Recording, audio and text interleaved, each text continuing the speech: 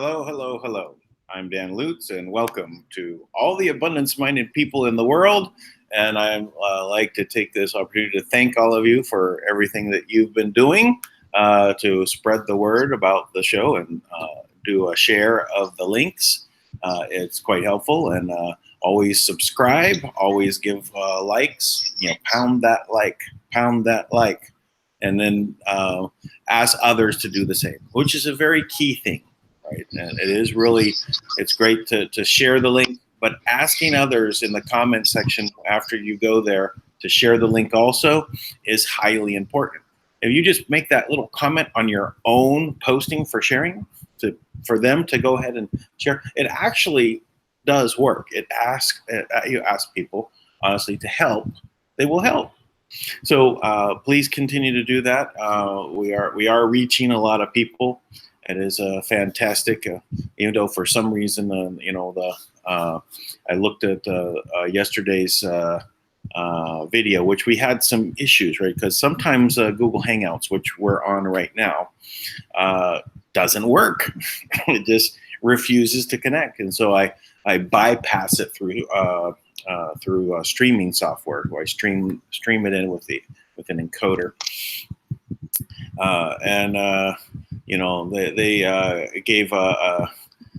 They didn't like some of the content on yesterday's broadcast, and I'm thinking back yesterday, what did we say that flagged something and said it was not good? I think I accidentally let the PED word slip out. So yeah. Oh, it could be. I think I said Petagate. So it's a interesting, that they decide these algorithms are just searching the videos for certain words, and then they're trying to censor people. But anyway, we get the word out. The interesting thing that is that we are making headway with this. And again, thank you for your help in getting the word out. Please take a moment to do it now. Actually, how many people are on with us right now? Let me go ahead and get to that. And I'll just take a look since we're on the air. But now, actually, there we go. Sorry about that. Got 53 people watching at the moment. Interesting. I always said in the very beginning, have about 100, and it's getting up to 200. It actually crossed over 200. I think it was 2 days ago. I said something about reaching over there. So it is one of those things that we need to realize, is that we're in a world that it's this illusionary world that they present, that YouTube is an open platform and you could put your content out there, and you go ahead and put in your effort, go ahead and build content, and really they're going to use it to kind of direct your people's attention away from certain things that they don't like. That type of controlling system means it was never intended for anything other than being a control mechanism that they needed us to participate in. We needed to put our energy into it, and put a lot of energy into making videos. That's a lot now going on for 3 years of doing this, or at least really about 2.5 years of pretty consistent videos. And that energy from me times everyone else that's doing videos, this is a lot of effort, and we're building this up. But now they're using it against us. I think what I'm saying is important. What Tank is saying is important, and Tui, what he's saying, important, and all of you in your contributions, and even Thomas Williams is going to come on tomorrow, which he's going to add wonderful content to what we're doing. So we're all working to provide wonderful content, meaning that we're expressing information. Now, some of the stuff we may be on may be wrong, right? But we're giving our honest effort to do it. Now, if the whole illusion of the PETA gate or any of the other, horrible, evil things that are being done to society is screened out, it's still important information to get this out there, because people don't believe that it's so bad, because we want to stay in the comfort zone, right? We don't want to, cross over into this uncomfortable place, because then we may have to take action and deal with it.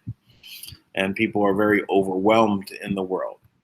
Everything is, we're being poisoned and taken advantage of, and we're being removed of anything, including our children, from our possessions.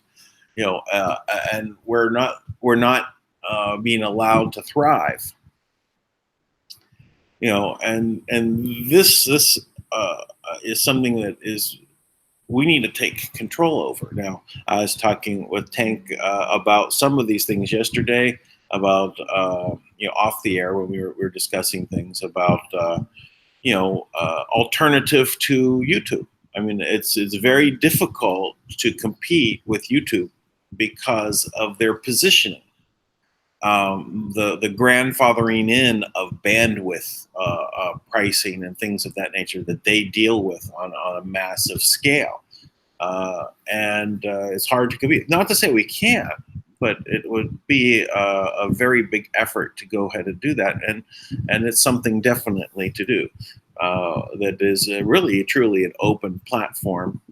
The promises that were made by social media to us sovereigns out here. I don't want to use the word public. To us in the public, no, to us sovereigns out here, that where we're really, we want to put our energies into something. It has to be respectful.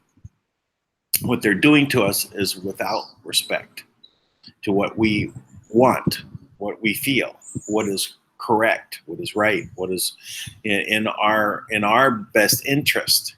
They are working towards their best interest. So anyway, so why don't we get into some of this now, Tank? So I think we're back to the galactic unicorn icon. So that's the one. We're here on the Google Hangouts, and that's your daughter's YouTube channel. Yep. So here we go. So do we have any updates to talk about? So the only I don't have any updates from Kim. Thomas Williams did tell me that he would be able to come on tomorrow night, so we're going to bring him on and get some really deep, amazing intel from him, which is always entertaining. If anybody doesn't know his show, it's the Truth, Honor, and Integrity show. It shows on Thursday nights on Spreaker, and we're going to bring him on tomorrow night. And he works directly with the team up there with Kim and the whole Manna group. And so hopefully he'll give us some insight about things that we've been talking about. Yeah, I when I first started listening to Thomas on Lucid Dreamer, that channel on YouTube, because I guess they're small bites, I just fell into it, right? And he'd mentioned Truth, Honor, Integrity show. That's really what got my ears focused on him, is anyone talking about those subjects and naming their show Truth, Honor, Integrity. I think that's worth listening to.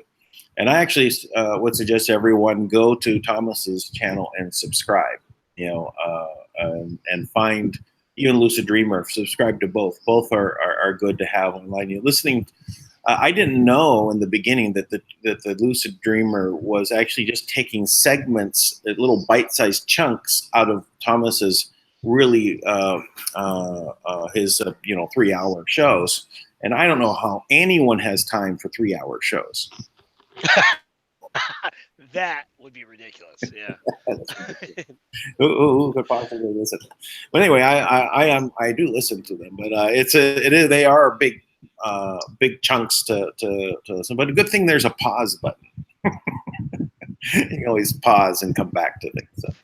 So, Thomas's show could be broken up into into about a dozen different topics too. They're really, really dense, really dense. Yeah, it's really So, a lot of good information.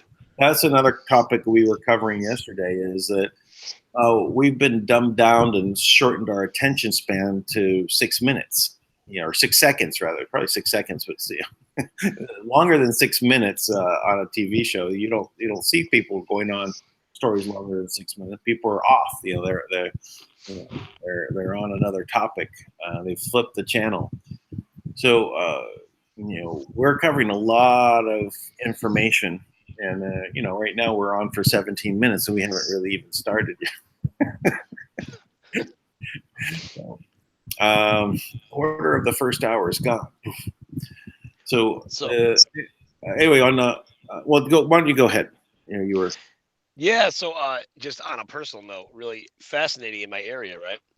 Um, two two things that I just find to be really, just incredible coincidences based on the fact that we're at this moment where we're finally, we're realizing that we're about to break through, and it's right here. And so fascinatingly, um, my wife is writing with. She's a pharmaceutical sales rep, and she's writing with the head of her company tomorrow, right? Who is in their company is Boehringer Ingelheim, and he is also an advisor for Deutsche Bank and another bank. He sits on their board of directors, and he's like a family, like inherited this through his family. And I'm like, wow, that's some pretty uh, pretty deep. He was actually an advisor to Angela Merkel on three different major financial trips to China. I'm like, okay. I'm like, just be careful that one. Um, so that's an interesting development. And then also in the town right next the borders of my town, a 10-year-old brought in a loaded handgun to school today. Not amazing. He's showing it off to his friends at school. It's amazing. So Hopefully, he had proper training. yeah, he was a sharpshooter apparently. He didn't hurt anybody. That's good. It's good news.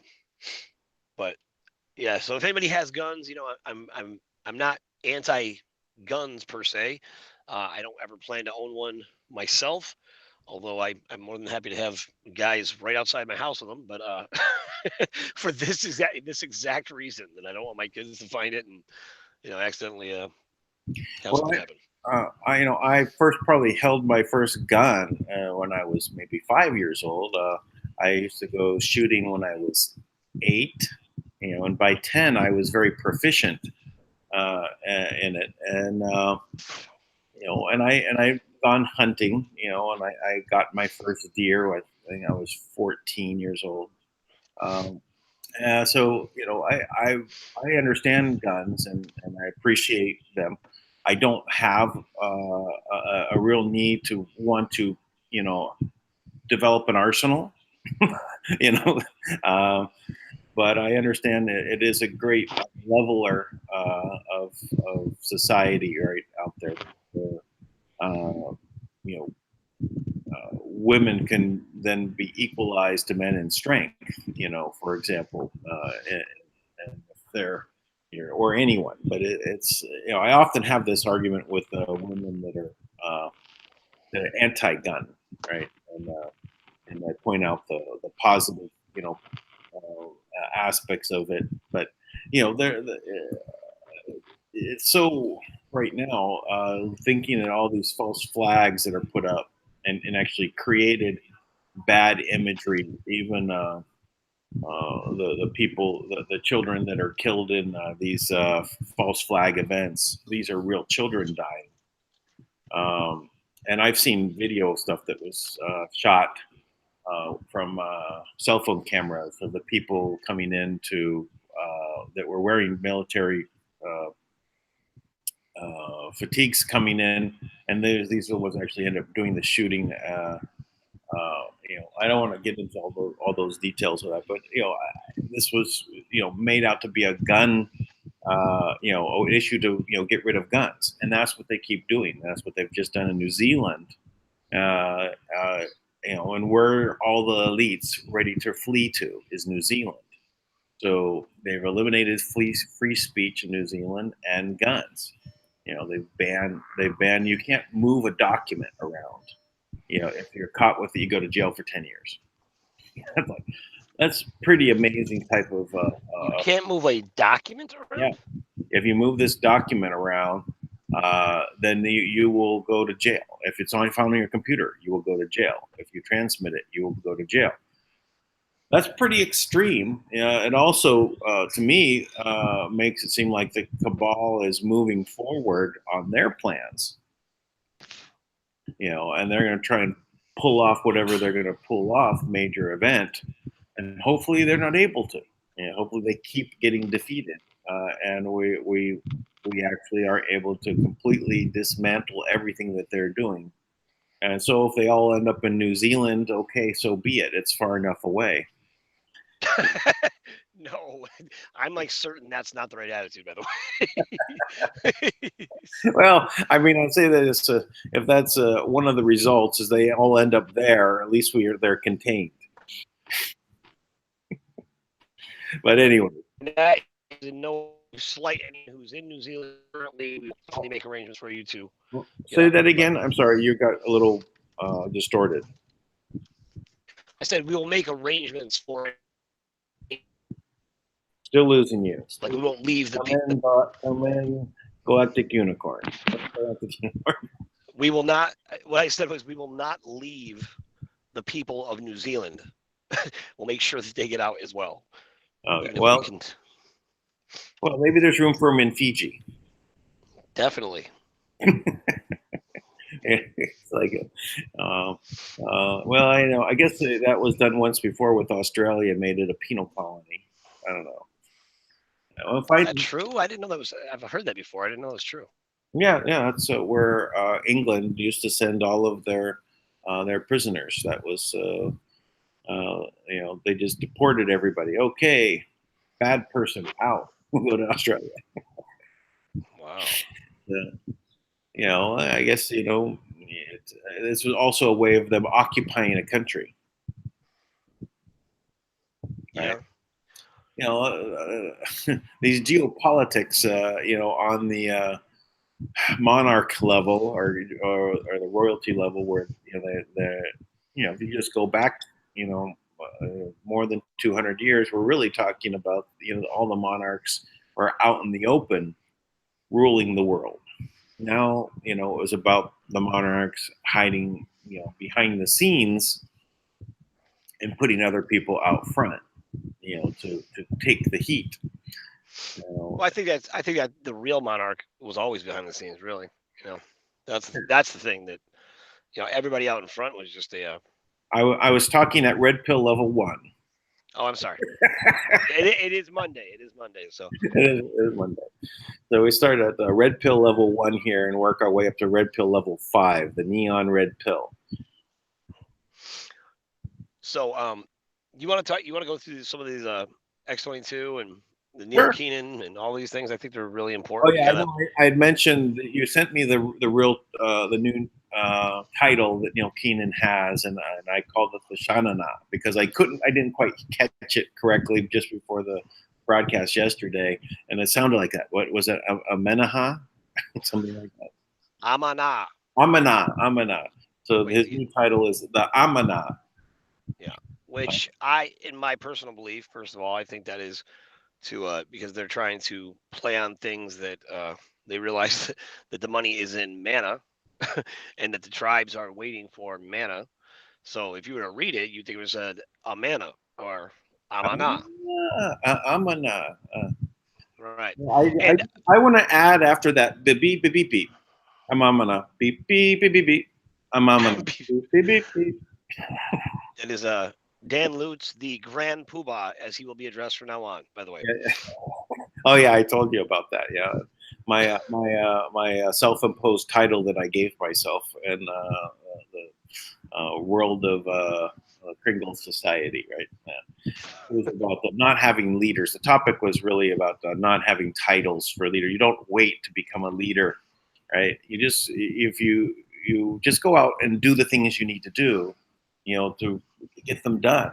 You're waiting for an appointment or someone to give you permission to do things. No, just go out and get it done. Anyway, that was the reason. And I said I was kind of making fun. I literally took this Grand Poobah was a title of the people. It was in the Flintstones, right? And so Right. Fred Bedrock. Flintstone, he had this big like buffalo hat on with horns on the side, right? And so I made an image of myself. I took that hat and I put it on my head. This as a picture. Maybe I can still find that. But anyway, talk about this. Labels and things like that, what they represent, and really it's just about what we do, the action we take, the things that we can, start on, even if they're small, like sharing this video, giving a like, making a positive comment. So let's dissect a little bit what Neil Keenan had to say, because I think it's Okay. kind of important, kind of, and not important that I think Neil Keenan's important, but I think these opposing views are so interesting if you're really looking at what went down, right?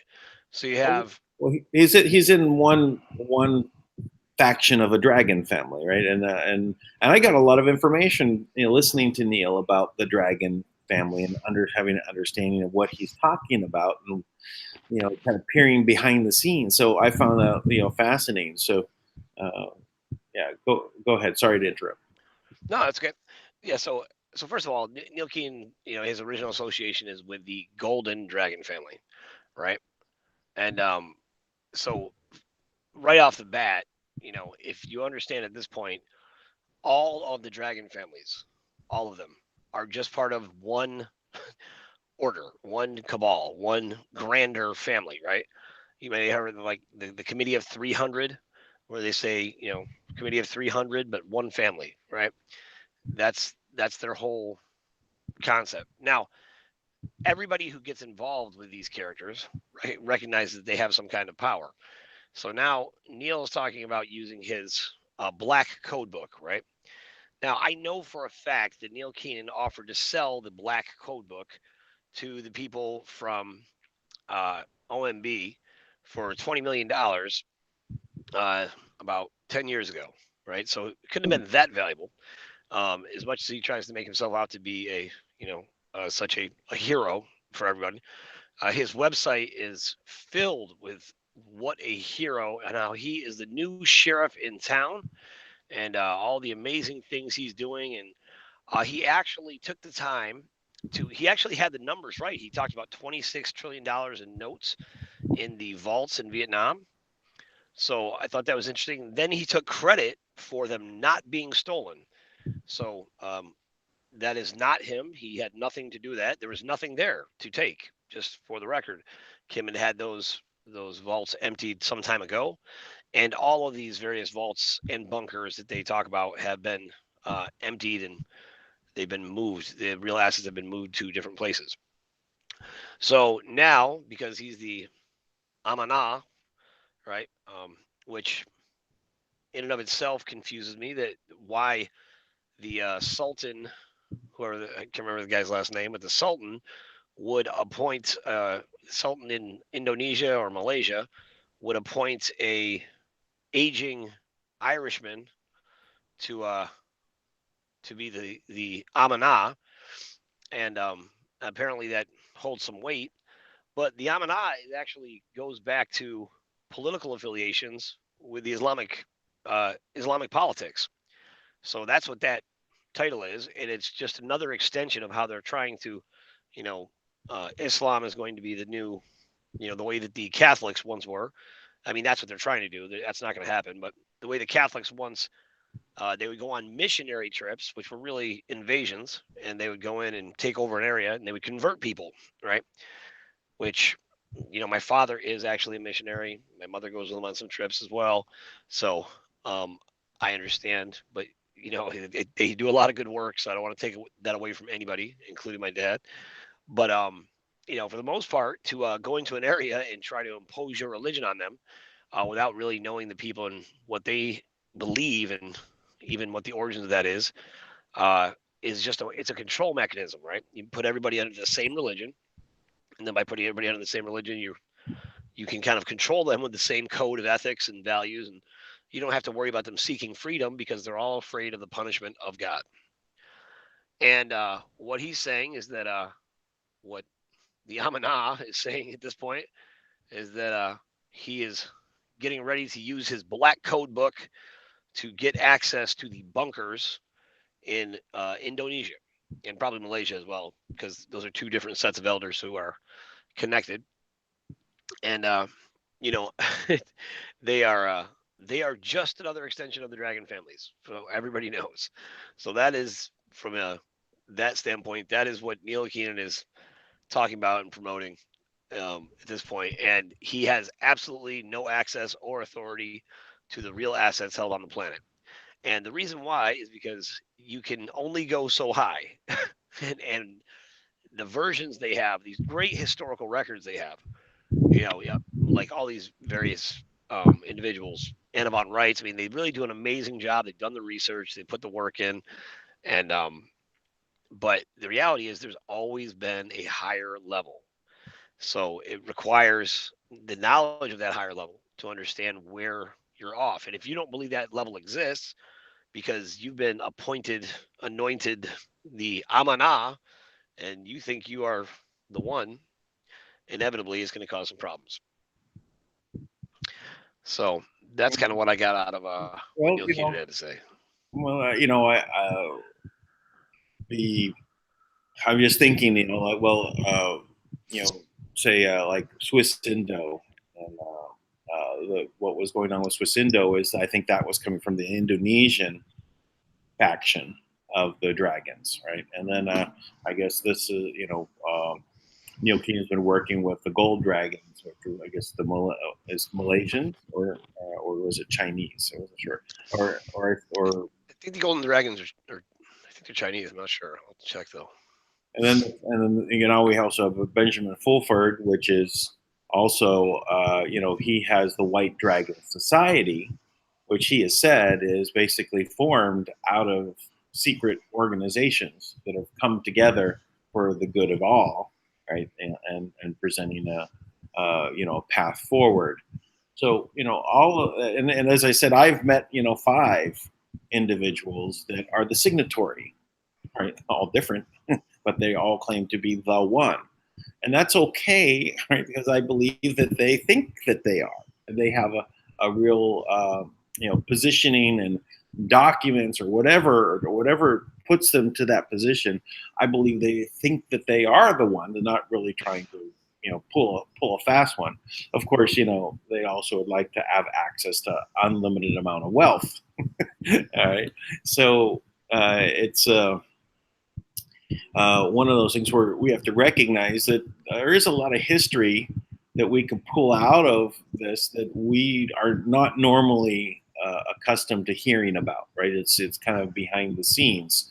At another level, a lot of people find out about these things when they go higher and higher, even if they haven't gone over to the dark side on the higher path, right? Because there are people that are the white hats in governments, deep state around the world that understand who they're dealing with is people that have crossed over to the dark side, and but that history is there. The more that we learn about it, is better that we have an understanding of what the situation is.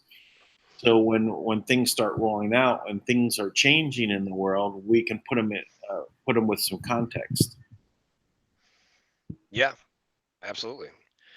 Um, all these things are incredible. I mean, the things that Neil Keenan, I mean, the things that they're talking about, they are exposing, various versions of corrupt activity, right? But for the most part, I don't even know with Neil Keenan that he's a bad. I don't think he's a bad guy per se, right? I believe he's working or believes he's working to do good work.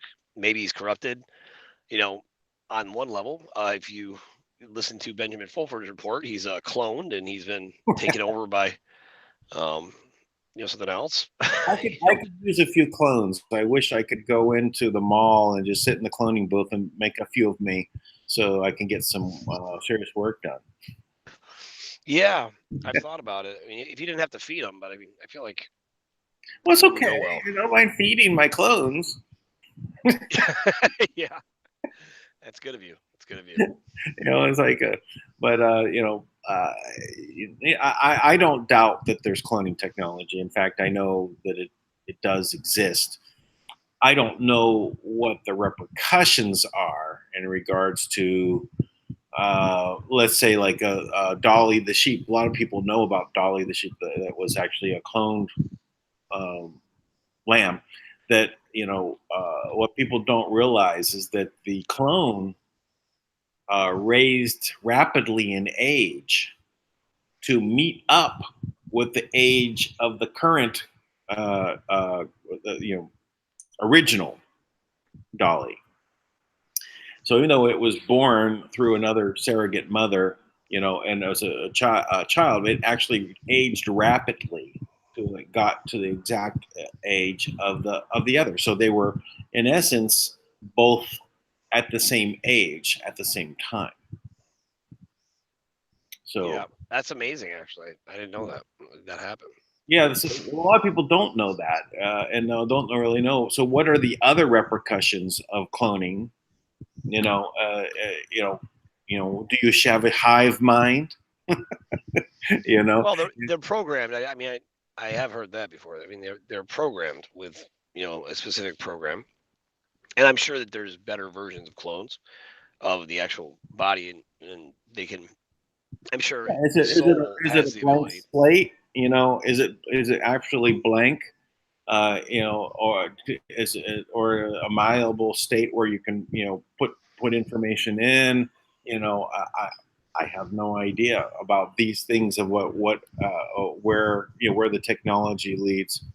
You know, obviously, I think it's not foolproof type of technology. There, but there's some, even I was just thinking of Hillary Clinton's claim to they got a lot of clones and doubles for her, but there's also the technology that brought her back to life after she died. yeah, yeah, Well, she definitely has a body double who lives a few floors above her daughter in New York, and she did fall actually when on 9/11 she tripped and fell and disappeared, and there was you know a lot of belief that she didn't just go upstairs and gain 20 pounds and then come back downstairs.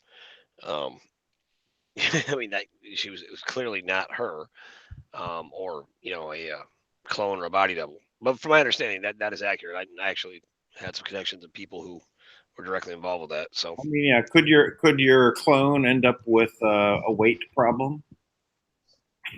I'm sure. I'm sure. I mean, It's a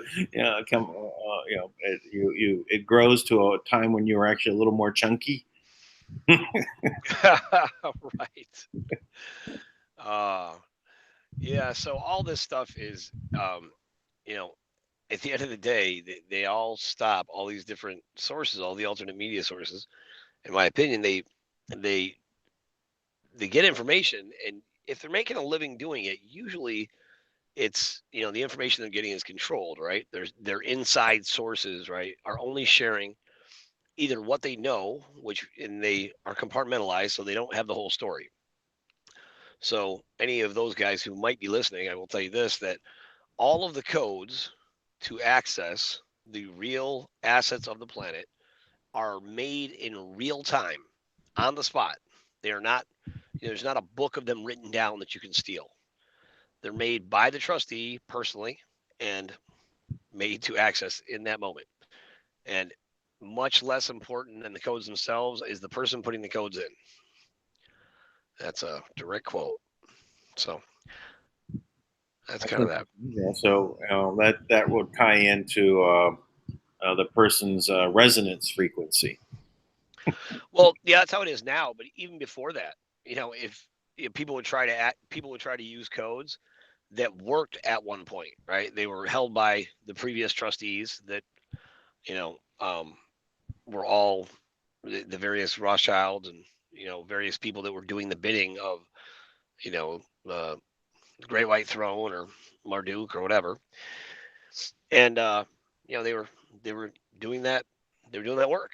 So the reality is that they never really had ownership of the trust. They were just a trustee. And really the trustee of any trust, you operate at the behest of the beneficiary. That's what you're supposed to do anyways. So Yeah, and well, I think a black code book that probably had real codes at one point might have historical value at 20 million. But if it's not workable, if those codes don't allow you to download funds at this point, does it really matter? Yeah, again, historical reasons maybe it sounds like a price you find on an auction site on Christie's or something, and I'll bid for the code book. well, Kim's got all the code books. I remember that's one of the ways she first gave me first evidence she gave me. She gave me copies of all the code books. She sent me like, what about the blue one, the red one, all these different, all the different dragon families. Each of them had their own code book. So all the different for every color of the dragon families, they all had their own code book, and that's what they would do. And then so in this article too, Neil Keenan attacks Ben Fulford, right, and blames him for some stuff. So Ben Fulford fires back, talking to him. And what Ben Fulford's thing is the White Dragon Society, right? Which is basically, from what I can tell, maybe you know better. From what I can tell, it's like the various members of the dragon families who've decided that they're going to be benevolent, right? And because they believe they have the rightful authority on the planet, they've decided they're going to, go a different way. And so Ben Fulford is their voice, right? And um, and that's how they're going to wipe out poverty. But the way they're going to wipe out poverty in reality, which neither of them ever talk about, is genocide. Right? They're gonna eliminate the impoverished. Yeah, eliminate the impoverished. Right. And what do they call it? He calls it the World Federation Government. Right.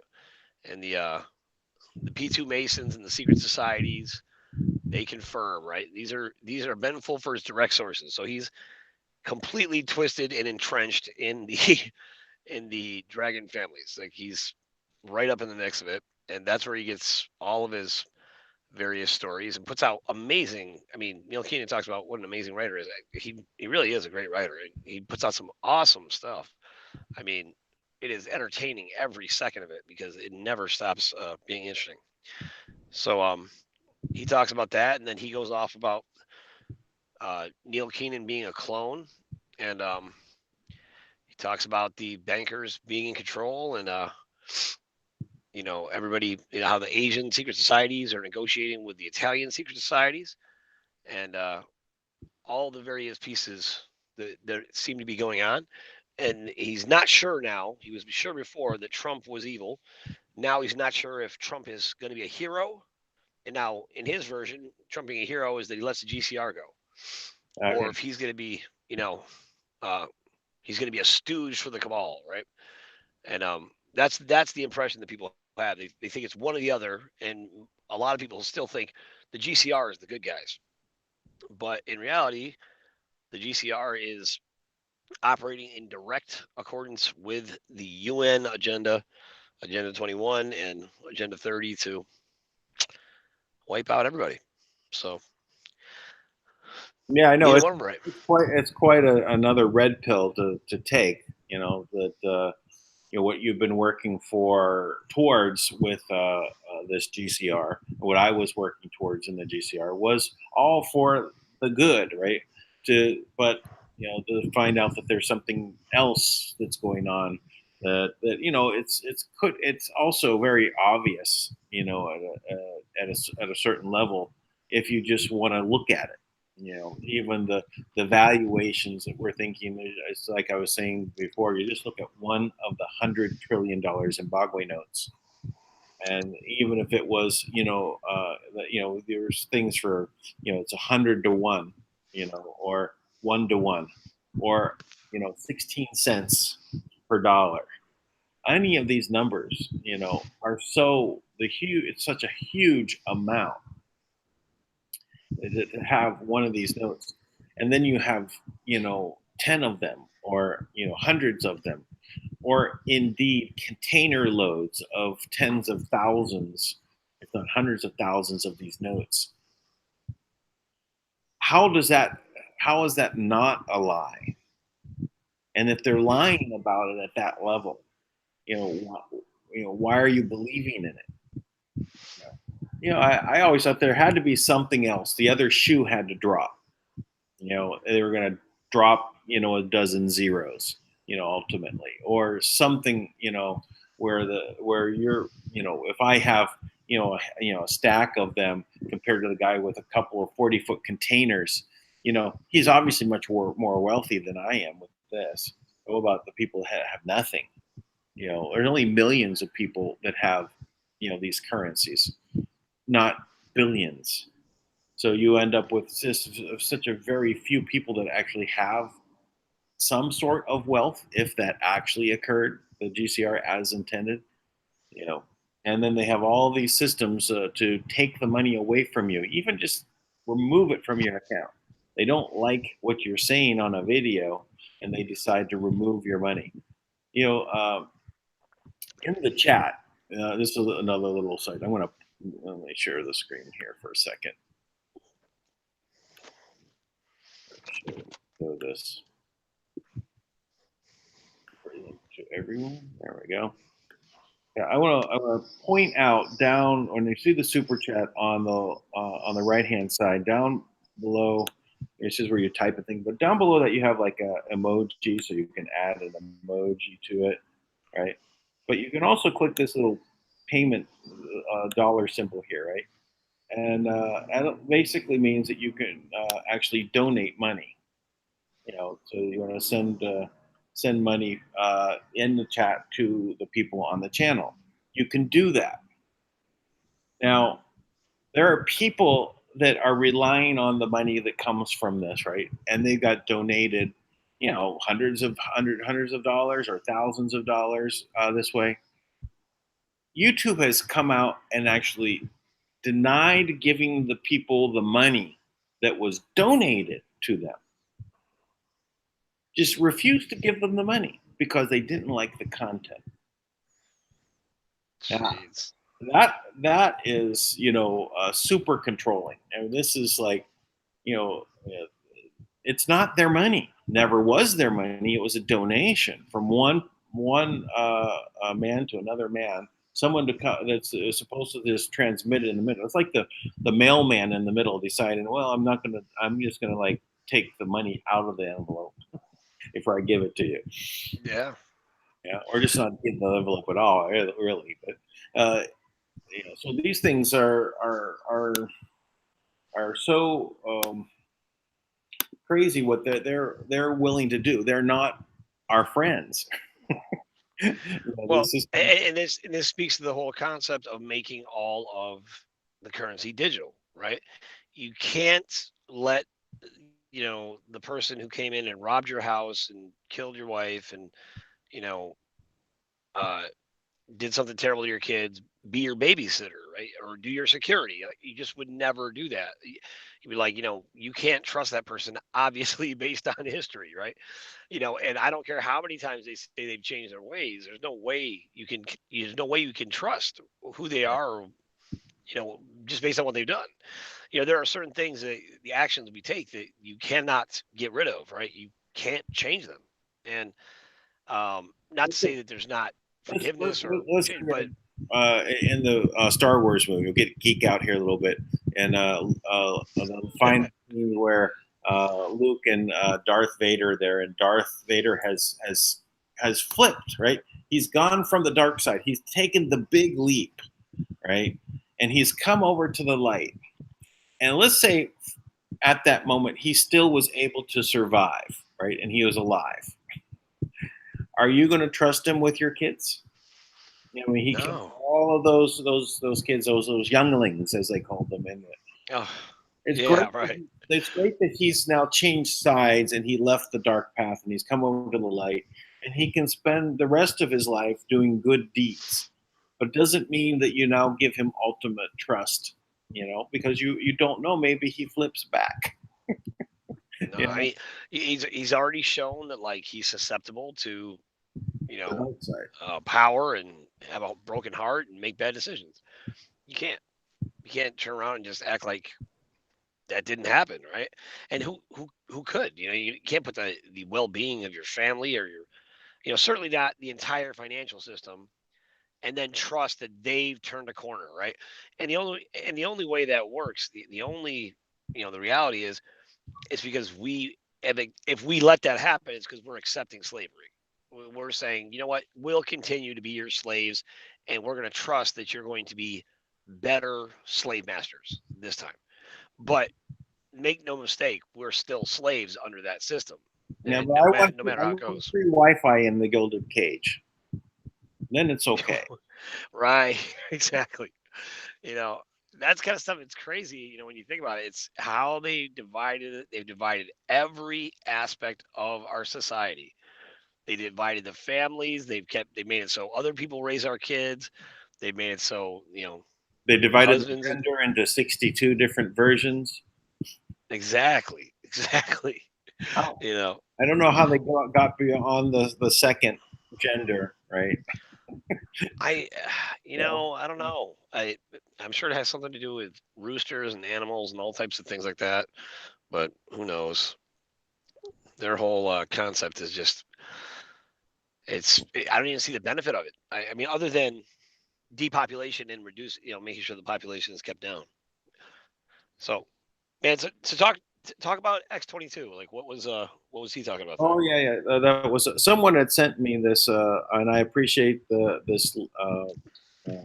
It was a conversation on the X-22 Spotlight, where and I could probably put up, but what they were talking about was a Chinese gold trade note. So what it was about is that, let's say, they created this $1 billion trade note, and then China you know it would be used to purchase oil from Iran. So Iran has now $1 billion trade note that they also pick up, right? And they both have this $1 billion trade note. So now Iran is going to get goods from China worth $1 billion, right? Or let's say they get $900 million, not a billion. So every quarter they're going to now settle, and they're going to now settle up in real gold.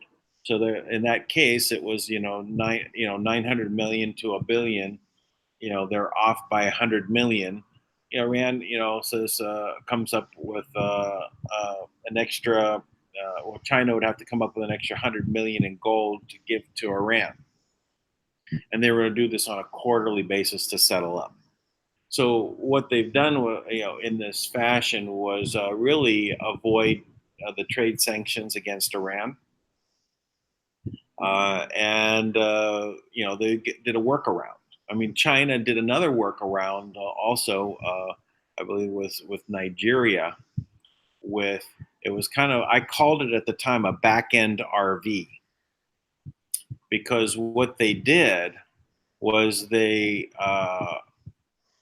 purchased, say $100 million worth of Zimbabwe, Nigerian money, and what they did was they gave them credit for 400 million in Chinese goods. So in essence, what they allow that Nigerian money to buy was 4 times the amount of product from China. So China is working these deals, behind the scenes, and so this gold-backed trade note is one of the ways in which they're avoiding using U.S. dollars in the world, and this is happening more and more and more. Any way that they can do to really just avoid using dollars, because the word on the street is that the U.S. is not going to honor its debt. So who's going to want to buy those U.S. Treasuries at that point? Okay, so here's the flaws in this that he's talking about. First of all, the Chinese government is not doing that. Their debt has already been forgiven. So the debt owed to them by the United States has already been paid back. And that was paid back by Kim. The Chinese government has been working with Kim for a long time. Now, that's the government. Now, the Chinese elders, which have basically, held China hostage, and I'm sure other places as well, they're probably doing this, right? And what they're using is, gold certificates that are faulty, and they're trading in a way, that kind of acknowledging one to another that we know this is fake or whatever. We're going to move the asset, but the asset itself they don't even own. This comes up from time to time. Dan, you might have seen this with there's these statues up in where is it, in Iraq, and these golden Buddha statues, and they're filled with diamonds allegedly, right? And every now and again someone will pop up and say, hey, I've got these statues and we need to turn them into cash, you know and they have things like that that'll come up, right? These antiquities and things like that. And they'll try to, they'll try their best to turn it into money they can use. But again, they're not assets they own, right? There's a lot of things that have been stolen, but if they've been hidden in a bunker or a vault of some kind, those are all empty. Now, I'm not saying there's not assets moving around. I'm sure there are. Well, I just I have heard of the golden Buddhas, right? And there's definitely one that's been roaming the Philippines here, where people are looking for someone to buy it, and that's Mhm. come to me a few times. And this is what I tell the people. Now, this is a solid gold. There's no diamond filled one that I've heard of, but okay, diamond filled. But in the case of this solid gold one, I say, no problem. You got a solid gold Buddha. It's made of gold. We'll have a buyer for it, no problem. But first, we're going to do a specific gravity test, Yep. and we're going to measure the gold that's sitting there in this because it's a solid gold, right? Yeah, solid gold. So if I do a specific gravity test, which is a very easy test to do on gold, it's just numbers. You dunk it in the water and you weigh it. You weigh it outside the water and inside the water, and how much water was displaced. You factor in, you just do the math, and it'll tell you a number. If that number, turns out to be between here and here, it's gold. And what ratio? If it actually was another number that was close, it would probably go into the platinum range. If it was a little lower, it would probably be in the silver range. You know, but it also will tell you if it's made of brass or tungsten, Right. right? Uh, Right. so this is another way you can actually tungsten might be a little more. But yeah, the numbers would not turn out to be correct. As soon as you start talking with them about doing this now, I've probably ruined the scheme here in the Philippines for the people, because everyone now is talking about specific gravity tests. Right. So it kind of ruins this gold market for them, these on the scammers. So, but yeah, but who owns these really? I mean, they were in some bunker, and somebody said that this was from Marcos, and this is actually from Maharlika, or this is all of these stories, right? And there is gold here. I'm not saying there isn't gold. There is real bars of gold that are real, and people have them, and they always surround them with a scam. Yeah, As they always try to get more out of it than it is, right? yeah, This is their one chance to score the big load, so go all in. yeah, they won't let go of the gold. Really, they'll also scam it to where they'll get the money, and then they'll steal the gold back from you afterwards. Another scam that they do. Yep. Um, in other news, just to let everybody know, Tui did finish the um, Oh, letter of sovereignty that to submit to Kim, and I'm actually I just was checking to see if I received it. He told me he sent it to me, and we're gonna go through that for him, and make sure that it's all of his English is correct and things of that nature, and have our have Paul Yokoyama, my lawyer, look at it as well. And I think that's good news for everybody, right? You know, That's I it. think That's it. Recognition of one sovereign to another. It's an important first step in treaties. Hey, I see you. right. That's what it's all. I mean, you know, I love the way too he talks about it, right? Because it's twofold, right? It's one, okay, first, you're talking about living, you know, as a sovereign. That's your right. That's your God-given right. Then there's the second part, which is now being that we have to bring these things down into the flesh or into this third dimensional world. It requires an acknowledgement by someone else in the third dimensional world, right? And once that happens, that's what makes it official here. And that's and at the end of the day, that's really what we need. We need to you know need to realize those things here. Money is only valuable here. Time and space only matters here, right? All those things are kind of gifts of this creation, like the way Tui talks about it, right? They allow you to appreciate the creative process, what it takes to bring something to life, what it takes to make something out of nothing. You know, this process allows you to appreciate the entire journey. Well, so if you have the ascended masters and all that, they're all those beings that have gone up. Why do they keep coming back down here? Right. It's more fun in the third dimension. Yeah. Like there's a reason why that there's a reason to come back to here. Of course, it's really boring in the first dimension. You're just the point. Yeah. That's it. Not much to think about there. And then you get to the second dimension, you're just a line. So to the vector go the spoils. To the vector go the spoils. Oh, that's a good one. So you got two lines going there, you get a vector. So there you go. You got divergence. Yeah, that's interesting. You get the two, and you get to the third dimension. You get height. Length, width, and height. Now you got something to build with. Absolutely. Yeah. So this is this is all pretty exciting stuff though. Now here in the third dimension, because you time and space drags things out, and you get perspectives, and we are multi-dimensional beings. Holding space here in the third dimension as well as in other dimensions, right? And when people talk about their higher self, that's what they're talking about, right?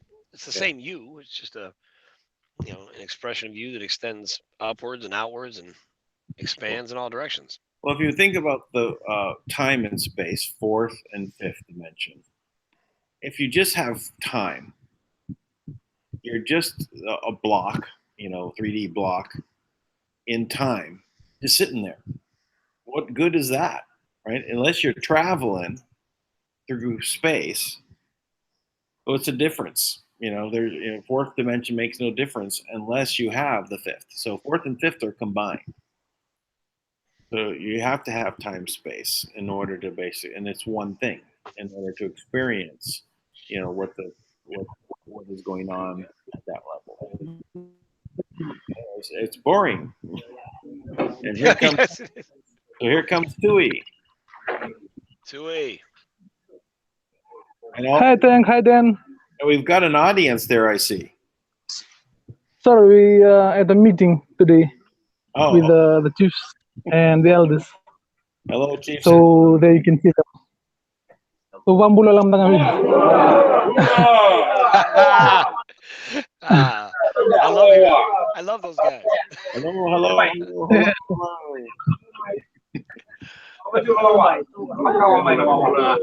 And so we just came and we discussed about the letter that sent Tank, the exchange of sovereignty letter that he exchanged that I wanted to read. And this is High Chief Ratumeli Vescula, which is Tank. If you're reading the letter, that's him right there. And one day I'll be able to ask him to actually introduce himself with you guys, especially with Tank and with Kim, and he can understand his background. And so, I mean, it's not a coincidence we are talking about sovereignty, and Fiji is actually on the process of exchanging sovereignty with Kim. Yeah. Yeah. I did read your letter, Tui. I mean, I think it's perfect. I think you should sign it and seal it and get it on to Kim and make sure you initial every page. But I think it's clear and to the point. And I think she'll appreciate it. Thank you for that. Yeah. Yeah, I'll just let them know live. Sorry, go ahead, No, thanks. that's good. Yeah. I mean, I see you didn't sign it though, so that's the only thing you have left to do, right? So you gotta. That's the only once you sign it, I would send it to her directly. I'd be more than happy to send it for you, but I'm sure you want to send it directly. So, too, I think this is really important. I mean, this is a big step, and what I appreciate about it is that you've been completely transparent. Completely transparent.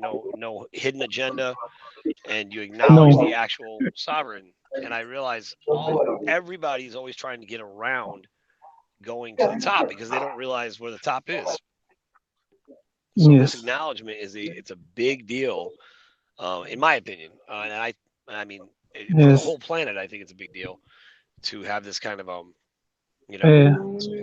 to reach this point. Believe me, we fully understand. Yeah, no, you guys do, yeah. So talk about it, man, if you don't mind, because So I'll just try and tell them. Yes, sa arto uli ka na ng tuipol. Sa arto sinrin pa meliatal. Arto sa kireme na. Sa bando niya na sa integyan niya sa na lesul bando sa na trustee. So we are very thankful for that tank, and thankful for that opportunity to to let us know that that letter is what you said it is. It's because there's a lot of the soul and the spirit of our land, the people, that is in that letter. And so we're thankful that we can actually do that and sign it. So now we will be so good, and I hope you will be able to send it and we'll go through with it, and we'll try and see what the future holds for us. Thank you so much. Hey, I'm gonna. Paul did. He did. Kim gave him permission to rewrite her first letter, just to make sure it was all within the legal parameters. So before you guys send it on, I'm gonna have him look at it first. So he's got it in his possession now, and when he's done with it, I'll send it right back to you, and then you're all set to go. Okay, good. Sounds good. Yeah, sounds good. You mean Paul Yokohama? Yeah, Paul Yokohama. Your lawyer. Yep. So he's got it. Right. I mean, that's probably. I'll probably get that to you in the next couple of hours. By the way, I'll get that to you tonight. I'll be like okay. Slack on it. Yeah. Thank you. Anyway, thank you very much. We'll wait for that. Yeah. Well, that's very exciting to hear. You guys are at that point, to finalize a letter. So, is this something that will be able to be shared afterwards? Yes, everyone in the country will if they want, will have a copy. It signifies a physical way of actually fully understanding the freedom and the change that's happening on the planet right now. I mean, we can talk about it and we can write about it, but if it's not reaching the awareness of the people, then that's the only way it will be. It'll be just an illusion, and not many people will share it. And so, like what Tank is understand, it's going to be a big celebration here in Fiji once we have that once Kim actually fully recognize us. And so we're going to do that in the traditional way. we're going to reconnect the rest of the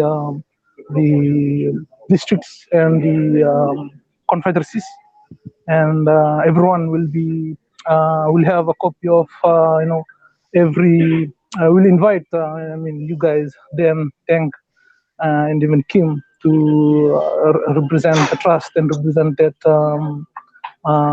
sovereignty that is meant to give all the sovereignty to the planet. And so, if we can be that example to the rest of the world, and like we'll be that example. And like I said, we're just playing our soul agreement, our role. And so, if it's enough to actually let everyone in the world know and understand how the steps that has to be taken, because it's not gonna just end here in Fiji. We're gonna do it to the rest of our 12 tribes. That's including Hawaii, um, the Solomon Islands, the Kanaki in New Caledonia, the Tongan, the Samoans, the Maori in New Zealand, the native Australian, Aboriginal culture there in Australia, in Papua New Guinea, and we're gonna do it the right way. We're gonna create that awareness, and it's not just gonna be like we'll involve the media, we'll involve everyone, because over here it's not like how you have in the US where the media is controlled by a corporate structures, and they control everything that's film. We right now we're just keeping quiet because I don't want it to be out yet until Kim just play her role, because she will know what to do when we do what we're supposed to do. And so it's just a template for the rest of everyone that's watching, and if they want to do it in wherever they are, or wherever they um, if they're indigenous wherever they are, or if they're there, born there, and they are sovereign people of the place. And so everyone is sovereign in the planet right now, because that's what Kim and the trust symbolizes now. And so we just want to do that and create that awareness, and like do it in a very loud way. We'll be able to. We'll just be whispering in Fiji, and you'll hear us wherever you are in the world. Yeah, and so we'll do that. Tui, I think about this when you talk sometimes. I'm like, I must be Fijian, because what you just said is exactly how I feel. Is Yes. I'll be, like you said, I will be the example. I feel the same way. I'll be the example. And you said, and we'll acknowledge that and support what Kim's doing. I'm with you. I'm 100% with you. I love that. I love that. I'm Fijian. Somebody's. I'm also Fijian. You're Fijian, right? Yeah. I'm gonna make those T-shirts. I'm gonna make those T-shirts. Yeah. Like, I am Fijian. Fijian. Fijian, the word itauke simply means that you are sovereign wherever you are. That's what itauke means. Itauke is the name of what represents Fijians. So itauke, everyone is itauke in the whole planet. And so it doesn't mean that you own the planet. It just simply means that you are the planet. And so everyone is sovereign on the planet. And that's the reason why these people from the future, or the galactics, and all the other authorities, that's not authorities but the councils that are looking after this, they won't be able to interfere, because this is the only way the people of Earth will be able to be sovereign, and that's the new agreement. And so we, as my role to my people and the role of my fellow chiefs here, that's what we're gonna be expressing to the people, that there will no one will be coming to save you. You have to learn to regenerate yourself, and together with the role that Kim is playing, we'll be able to express that in a physical way and in a realistic kind of way. And so we're not just gonna be talking about it, or just gonna be an illusion within the spiritual energy, but actually physically happening outside of us, and we'll be able to physically express that love that you always talk about. And that together, that experience give us and return us that long lost that sovereignty that we all been looking for.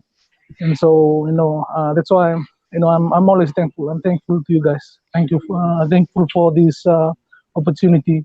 Thankful for your show, Dan, and thank you for everything that you've you've you actually have done. And I'm looking forward to I'm excited, and I'm looking forward to the future together. I'm too. Me too. Thank you. I'm very thankful for you also, Tui, and you, Tank. We're Likewise. It's amazing. We're rolling through this right now, heading to sovereignty for everyone, and it's good if we can represent these agreements to people so they can see. So I'm glad that it's not like a secret, and it can be shown as a. It's important to see what this is, and then they can see for themselves how they can represent themselves as sovereign in the same way. They can envision themselves. I'm also sovereign, and So, with it, yeah, like absolutely. Sorry, Dan, I'm gonna cut you off. it's okay. That was good.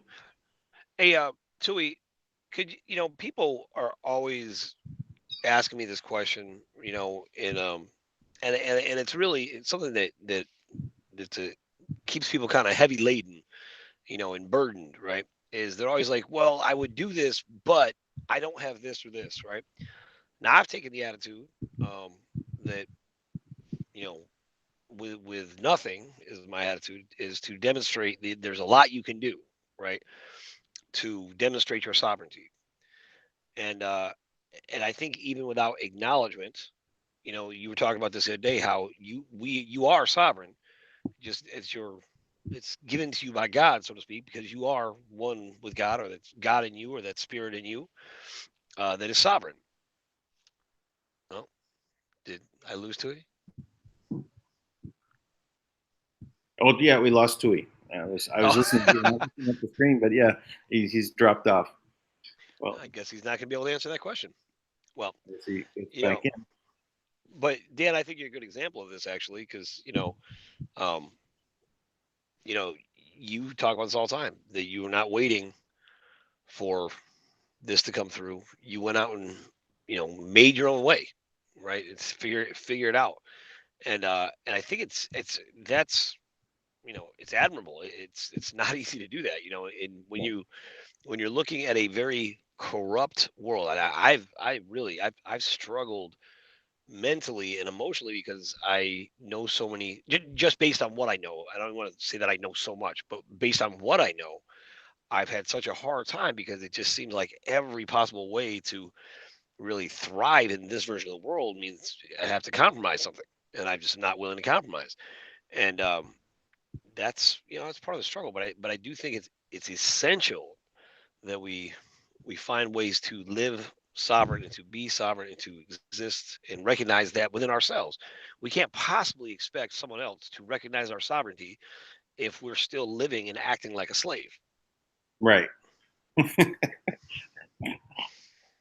It's like even if you're standing inside the cage, when you can't get out, and you can still stand there and be sovereign and do things and act as you would if you were not in a cage, right? Yep. Because the cage is there because you stepped into it, even if you were birthed into it. It's for you to basically ignore and move forward. You know, uh, you know the story of Reuben Hurricane Carter. Say again? Do you know the story of Reuben Hurricane Carter? No, I do not. He was he was a champ, boxing champ. He got falsely accused of a crime, convicted of a crime, but a cop who didn't like him, and got put in jail. And he was defiant. He refused to eat their food. He refused to, he would not accept. He would not accept that he was a prisoner. He would never, ever admit or say even remotely that he was guilty. He did not commit the crime. He spent, I mean, I can't remember what it is. It's like 20 some plus years in prison, maybe more actually, you know. But Long the time writings, without food. what's that? That's a long time without food. Yeah, I'm sure he ate something, but I'm just saying I remember his writings. He would speak. I mean, he spoke like, he had just a great vibe in the way he wrote, so defiant, right? Like, he just knew. He's like, I am not your slave. I am not your prisoner. he would escape into his mind. He would train in his cell. Everything he did, he rejected anything that they, even though he was in the prison, right? He couldn't do anything, and he spent years and years and years. And eventually, it's like an odd family of some sort, like with an adopted kid. They got him out. They made a movie about it. But I remember, if no one's ever read Reuben Hurricane Carter's letters, his book, it's powerful. I love that idea of just reject their offer, reject the offer of slavery, reject the offer of limitations, and we'll find a way. And we're in a time of what I believe is really a time of instantaneous manifestation. You are in a time where you can literally just allow yourself to connect to the emotional power of exactly how you'll feel when you've accomplished something. Keep your focused intent on that, and you will be amazed how quickly things are happening, because all of these contracts are gone, right? That forced us to be limited. And many of the scary things that have been allowed to happen for our whole life have been removed. They're even talking about this, like we talked about this yesterday. They're expecting this major event, right? This earth-shifting event, the coastlines coming in and flooding happening, and this rapture type event, right, of this cataclysmic destruction. But I remember when Kim said this, she talked about the train. She said, now the train, what it'll do, because it's made from the same alloy as the Ark of the Covenant, it'll stabilize the torus energy field and the actual plates of the earth, so that it can reinforce and really continue for the whole earth and all of us as part of it to regenerate in a way that we didn't even know we could. So potentially you'd have the human lifespan extending. You'd have people will be healthier, disease will disappear, trees. Kim has told me that trees will be 100 times bigger, right? So imagine, like, every place you go, you'll have that the vibe of the redwood forest, right? Yeah. And part of what there is a solar minimum. I guess we're actually in the solar minimum, but which I guess will make winters brutal and summers will be kind of normal, right? But still, you can imagine that's going to disrupt crops and vegetation, things of that nature. But they think it's going to be coupled with the slowing of the magnetic poles. But that's not my understanding at all. That really, like the Schumann resonance, to repeat this, is normally 7.85. They expected us to have this big shift, and at some point it would stabilize at like 13. But over the past couple of weeks, it's shot up to over 150. The number I heard was 180. Now, how is that even this? That's not even. That's like numbers that are so far off the scale. It's hard to even imagine. I guess we're starting something here. Right. We'll generate from here, right? No coincidence, all synchronicity. So we're all, it's not because we're doing the show, but our show is a result of us all moving in this direction. Right. But if anyone asks, I'm going to say it's because of the show. So. Okay. No. Well, it is and it isn't. It's a chicken and the egg. Right. Exactly. So, but it's tremendous. And now, we've known about this prophecy of the 5 tribes, right? These 5 original tribes, and Tui stepping out of the shadows has brought that into reality. And now here we are sitting with a letter where he's basically acknowledging the sole monarch on the planet and Kim's sovereignty and requesting their own. And he is definitely fulfilling exactly what he said he'd do. He's setting the example. I'm wondering now, because I remember this is what happened. Kim called me the first time, and it was I believe it was the 23rd. It was like right before Christmas, and we all thought the RV was going down. And I talked to Kim for about 2 hours, and she told me that the Steve Mnuchin was up on and all the other bankers were on vacation, and I was furious.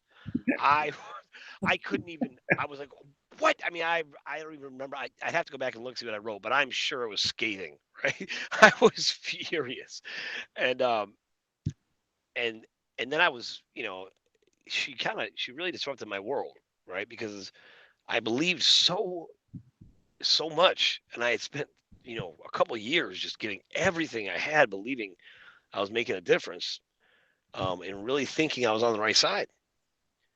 And so I remember we talked like one other time, and I was still like, I was kind of scared because what, we all kind of believed that you you you know you, if you get wrapped up with the bad guys, you weren't going to be able to exchange, right? And that's one of the ways they held us hostage.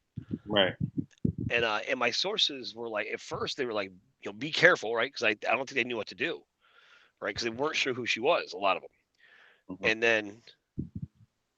And then the art, but she told me exactly what was going to happen. And lo and behold, that exact thing happened. And I remember I wrote her a text. I was like, please help me get free. I mean, I remember, if you could put your energy and your heart into a text, I was so brokenhearted because I thought we were done. I mean, that was over a year ago. You know, I remember just asking her, please help me get free. And Kim remembers everything. So it was like, I don't know, like 7, 8 months later, and we had, at that point, I had been working with her and talked to her, knew her a lot better, and we were doing all this stuff. And I remember I was like, Kim, what are we doing? Why don't we transfer this? Or getting anxious. And she goes, and she remembers, she goes, you asked me to be free. She goes, that's what I'm doing.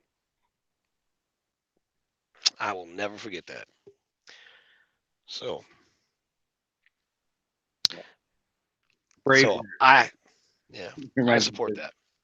Extreme Freedom.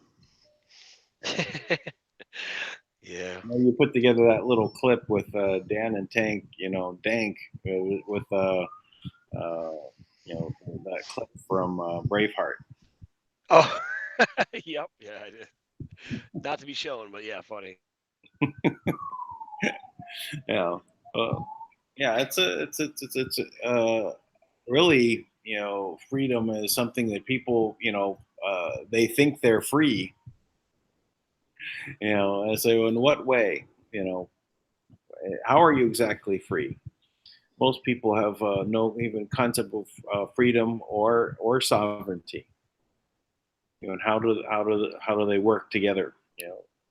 The concepts are in general, just keep people pacified in the way. Say, "Oh, I'm free." Right. Yeah, you don't have shackles on that you can see. It's not made of metal and hanging from your leg, and you're carrying a lead weight around with you. Okay? Keep you from running too far. Yeah. That No, it's true. It's true. I mean, the things that are bondage, right? It's kind of like the Bible says in Ephesians, the 6th chapter says we wrestle not against powers and principalities, or we wrestle not against flesh and blood, but against powers and principalities in high places, right? And these are the things. And it reminds me of that same kind of thing, right? It's not metal that keeps us slaves. It's not metal shackles that keep us it's enslaved, but it's the shackles they put on our mind that limit the way we think, how we think, what we can think, limit the expectations we have of our own lives, what we deserve. yeah. One of the hardest things, if you were raised in this guilt culture, this guilt and shame, that's what they've used against us, right? We feel guilty. We feel like we have to be more humble, which nothing wrong with being humble, but I believe that there has to be a practice of confident humility. But the constant practice of downgrading our abilities and making excuses our limits, like, well, I'm nobody, well, I'm this, I'm that, we start things that way. Some people will start a sentence, you'll ask them a question, they'll say no, they'll start with a Mhm. reaction of no automatically. Like, what do you mean no? And then they'll go on and they mean yes, but they started with no. They're so trained. to make, or my son does this all the time. He's like, I'm sorry, but I mean, why'd you start with I'm sorry? You didn't do anything wrong, right? But that's how we're, and I haven't trained my kids with guilt at all, Well, but still. I was trained in guilt, in Catholic guilt, when I was, a boy, right? Mm-hmm. And I kind of started leaving that when I was 13. I moved to California. My best friend was Jewish, and so I hang out along with him at his house and with his mom, and so she was laying on the Jewish guilt. Right? Mm-hmm. So I had the experience of the Catholic guilt and the Jewish guilt, and they were so opposed to each other that they literally just canceled each other out. So the recipe to sovereignty is to combine Catholic guilt with Jewish guilt, and you'll get free. That's What you're it. saying. And is it you'll be guilt free at that point? At least guilt free if they're not free, but at least you're without guilt. And guilt, you have a perspective on guilt that basically says let's go there. Yeah, let's go try that out. Forget it. Yeah. There's nothing beneficial there. This other thing in guilt is that really there's no benefit to deciding to wallow in it. It's basically some negative energy people are sending to you. Just drop it. Don't deal with it. As long as you're acting in good faith and respect to others, there's no reason guilt should even come into the picture. But it's the training of it. People are just so absorbed in one level or another of it that it's the first thing they react is no. That they're always in the negative space to start with. So it's just a practice not to do that. Yeah. You had also mentioned earlier about this is a time of instantaneous manifestation, and but everything is an instantaneous manifestation. That's it. We're reality generating entities, right? We're always creating reality in front of us. And as we move through time space, we have this bubble around us that's continually unfolding. And that's actually what I think deja vu is this you're kind of going through a magnetic storm, and you get this bubble pushed back at you, and you kind of like peer into the future reality within moments of you experiencing it. That's how you have this weird deja vu effect. It's you're basically receiving information of reality beforehand. It's going to be pushed back over you by some magnetic anomaly, a magnetic weather pattern that you're traveling through. And that's my own theory. So anyway, but in this, when we're talking about manifesting things in our lives, it's really about manifesting the things that you want. And it's the negative that always cancels out your manifestation. The unmaking of reality as fast as you're making reality. So if you say your goal is this, right, but the next second later you're denying yourself, you're having a negative thought about it. So you're unmaking that reality. So you're making it and then unmaking it, making it and unmaking it. Then you're stagnant. You're not doing anything. That's right. Yep. So I used to do actually manifestation experiments, and I had to kind of retrain myself in manifest in reality. Because when I was a young guy, just starting out in business, whatever the naysayers would say, especially family members, right? I ignored, and it was just like, what are you talking about? Makes no sense. And I just kept doing what I was doing, and I was successful. All right, whatever I was doing, it would unfold in front of me. Whatever I was focused on. I went through a major tragedy and had a lot of self-doubt and all this kind of stuff for a period of a couple of years there. And I had to go in through this kind of, reevaluation of reality and how things work, because things were not happening anymore. And it all came back to fear, negative feelings and things. So I literally got to the point. I did like 7 years of yoga straight. I was doing 2 hours a day, of yoga, and going through a process of this, and I got to experience some interesting things, even somewhat my weight changing, meaning moment to moment being lighter and heavier, on getting on a scale and getting off of a scale, because I was elated. I had that feeling bouncing around, and floating above reality. I'm traveling through my day. I'm just, on cloud nine. Right? I literally weighed less, and I experienced that. But I also experienced, some simple things in starting to figure out how to manifest things and things that I focus on. And so every day I would get in my car, and I was going to travel to this grocery store. I sit in my car before I left, and I'd say, my parking space is there. Thinking parking, manifesting a parking space. All the time, yeah.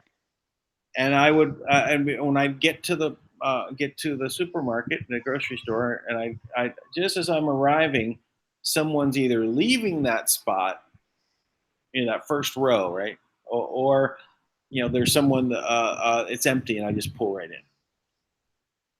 Occasionally, I'd find myself going in circles in the grocery store, and I say, "What happened? Where's my parking spot?" And I realize what I'm thinking about is negative. I brought this negative, space into my head. I'm rolling through this negative scenario, some situation that occurred, and I had to, clear my mind and think on the positive. This is as a practice, and I did this for years.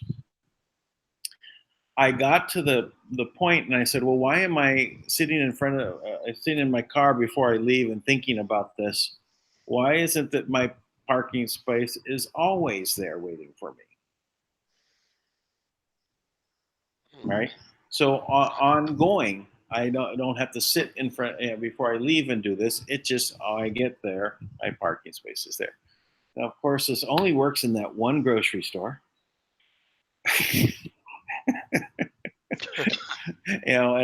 But that is the point of another thing I found out about manifesting things, is when you're taking your conscious mind to something, and you're being very specific, and you will get that specific thing. And I started calling it the principle of the blue genie. Because why a genie? Because you know what happens when you get your 3 wishes, right? With the genie, they're always not exactly what you want, right? There's always something wrong with them. Blue is because that's the sadness, right? That's what I said. So the principle of the blue genie. That's what I came up with, right? And it's like, okay, I'm manifesting, but it's not exactly what you want, And there's some twist to it that doesn't come across. So one of my other, and actually, Tank, when you did that video, and we talked about Kim Clement having this prophecy of there will be a woman that comes, right? Yep. You have this sound effect that's going on that's like someone walking in high heels.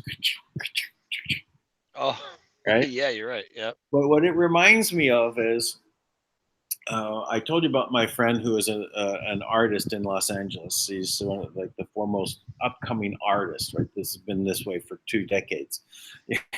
Upcoming artist, but he's a crayon. He melts crayons. Right? But fascinating work. But he also, he's an apartment manager, and he also was a devotee of another guru that had set up all these the system called transcendental meditation, and so he had studied this for many years and set up the center in Harvard for transcendental meditation. And so I talked with him about these manifesting experiments, and he said, "Well, one time, why don't you manifest me some money?" I said, okay. So within within like it wasn't even a moment later, we hear this walking clip clop clip clop clip clop. It was loud, right? It was kind of very interesting. His apartment's right there in the front of the building, and then the doorbell goes on, ding dong, and someone literally comes there and hands him $200 in money orders, blank. Now this was for the apartment building, right? For a deposit on rent, on a rental, right? But it's not exactly what he wanted, right? But it was money that was just literally delivered in the instant to him. Right. Right. So there's I also experimented with dating. Right. So I pictured the woman, right, to date, right, and I made out my list of things, right. Mm-hmm. Business oriented, beautiful, maybe famous. I made a list, right, and so I did that same thing again. Experiment with him. He says, challenge me on the. So I literally take a meditation. I go into meditation, cross my legs, sit on the floor, and I'm thinking about this woman, right? And then it's probably like within 20 minutes. There's the doorbell going off, or basically the buzzer for the building, and I rush out, and there's a beautiful woman out there, and she says, "Are you Daniel? Are you the manager of the building?" No, my name is Daniel. So was his. So says, "Are you Daniel? And are you the manager of the?" No, wait. Let's just pause just for a second. Now, just for the record, if this would have been me, I would have been like, yes, I am. Okay, now go ahead. I said, yes, I am. Excellent. Well done. Now, she's really beautiful. She's very exotic looking. That was one of my most exotic looking. And she was actually half Lebanese and half Mexican. Wow. So anyway, she's very beautiful. Right? And so I started talking about. Now I know Daniel, the manager of the building, is running up behind me and he's saying, "He's not Daniel. I'm Daniel." And I said, "No." I said, "Don't listen to him. I'm Daniel." So anyway, I ask her out, right, and she accepts, and so I'm really so. Going down my checklist. Okay, she's absolutely beautiful, exotic looking. She's business oriented. She does all these little tiny business. She did a secret shopper thing. She'd sell roses out on Universal City Walk. She was doing her own little business things. She was also on these Mexican soap operas. Really? And so she's somewhat famous. Wow.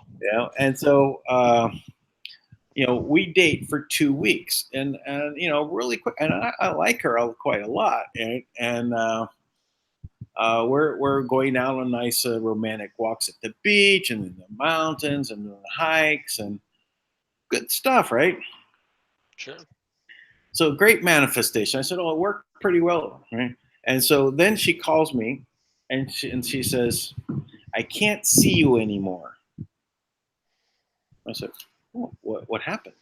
Everything's going great." She says, "I'm starting to fall in love with you, and I can't afford to be in love right now." Yeah, that makes sense. I go, okay. Right. So anyway, it's just another thing where I'm analyzing this. So I refine my list a little bit more. It gets longer, right? My list gets longer. Wow. And so this woman, right, that I want to that I'm trying to manifest into my life. So this, it actually is, again, one of the things about these manifestations, they come pretty quickly. But this one was about, I think, a day later that this actually happened. And out of the blue, I get invited to, I'm actually with Daniel, the artist, right? And invited to a birthday party over the phone. I'm at his place. So I go to this. I said, yeah, I'll go to this party. The woman, I know her. She's a great woman. She has her birthday. It's going to be at a restaurant. And so it's kind of like out of the blue, spur of the moment. I said, okay, no problem. And well, I want to get her. Daniel was leaving to go a different. I had a little task to perform, so I go off in a different direction from him. I was just going to meet him at the party. And so on my own way there, and I said, "Oh, wait a minute! I actually, literally, this came upon me. I have to get her a present." So I'm going to go to See's Candy and pick her up a little box of candy. Right, it's something very, very quick. So I delay a little bit later getting there. So the delay was important in this because if it didn't happen this way, I would have came in with Daniel, been diverted, and gone other things would have happened. But when I came in to the restaurant and I looked across the restaurant looking for where they're at, my eyes met this woman, right? And she locked into my eyes. We both locked on, right? And so I'm walking over towards her. We're still kind of staring at each other. Yeah, unusual. This doesn't happen every time I walk into a restaurant. But I walk right up to her, and and this is the funny thing. She says, aren't you that guy on late night TV? No. It's who do you mean? It's, Conan.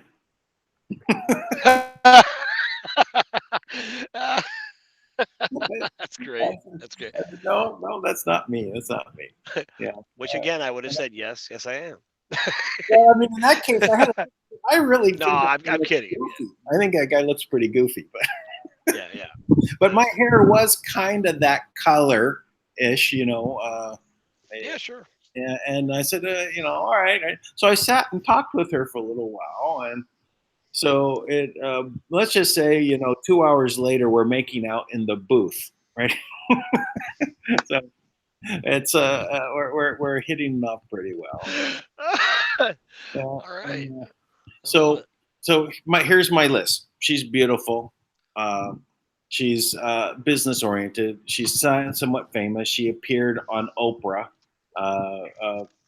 here and there as the pet trainer to the stars.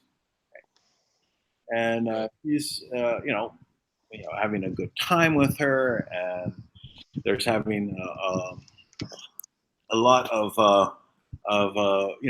connection to that, and so we have a date planned, and so I'm coming up to pick her up at her place in Hollywood, and it's kind of like her I walk in, and it's kind of like her office there, right? And so I'm getting a very strange vibe from the employees there. I don't know, anything about what's going on. I get a strange vibe, and they're kind of like, I didn't know that she had just broke up with her boyfriend. Right? All right. And so I'm like the new guy coming to the situation. Anyway, it didn't really matter what they were thinking, but anyway. But then it ended up like her mother took me aside and said, we don't want her dating right now. Really? Why? She said, well, she just broke up with her boyfriend, and she's also been drinking too much, and we might, and so, she has a problem with drinking, and this is just not a good thing for her, and all this. So they literally, they kind of shoo me away from her, right? But she calls me like a day later. She wants to meet me, and so anyway, I ended up going and meeting up with her, but it got to be just a little bit more, negative, and her mother really came in and intervened, and I said, well, the situation is too much. I said, let me just back off a little bit. But anyway, it's the list, right? I made this list. I said, okay, this principle of the blue genie is bearing out, Yeah. On these same on manifestations of something that I'm really as a general goal that I'm heading for something, reality unfolds in that direction, right? So, but to be specific and make a list also can bring in the potential for a lot of other issues, right? That are bringing you up for negative consequences.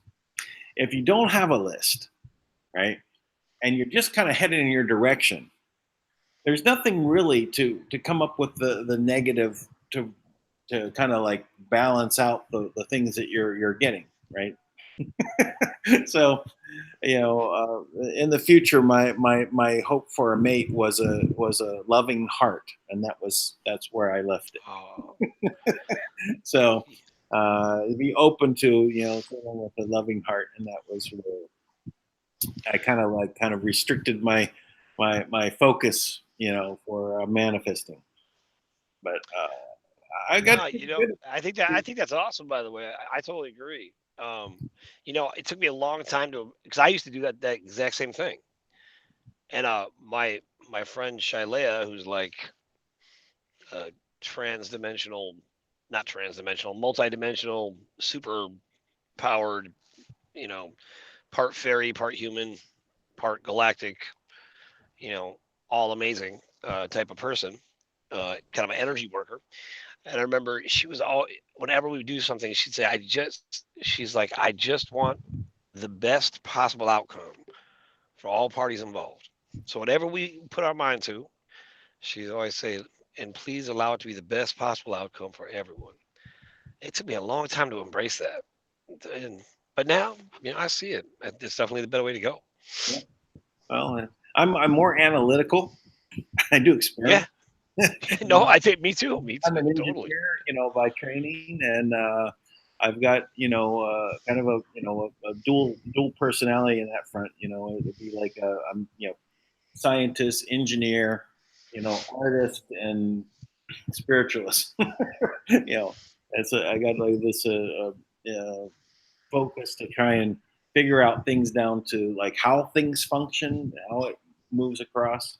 So I even you know the whole concept of manifesting, right, is difficult for a lot of people to take into the fact that they're 100% responsible for their situation and their reality, and they always want to blame something else. They always want to say it's because of these other things. The man is keeping me down, or it's the system stopping me, Right. right?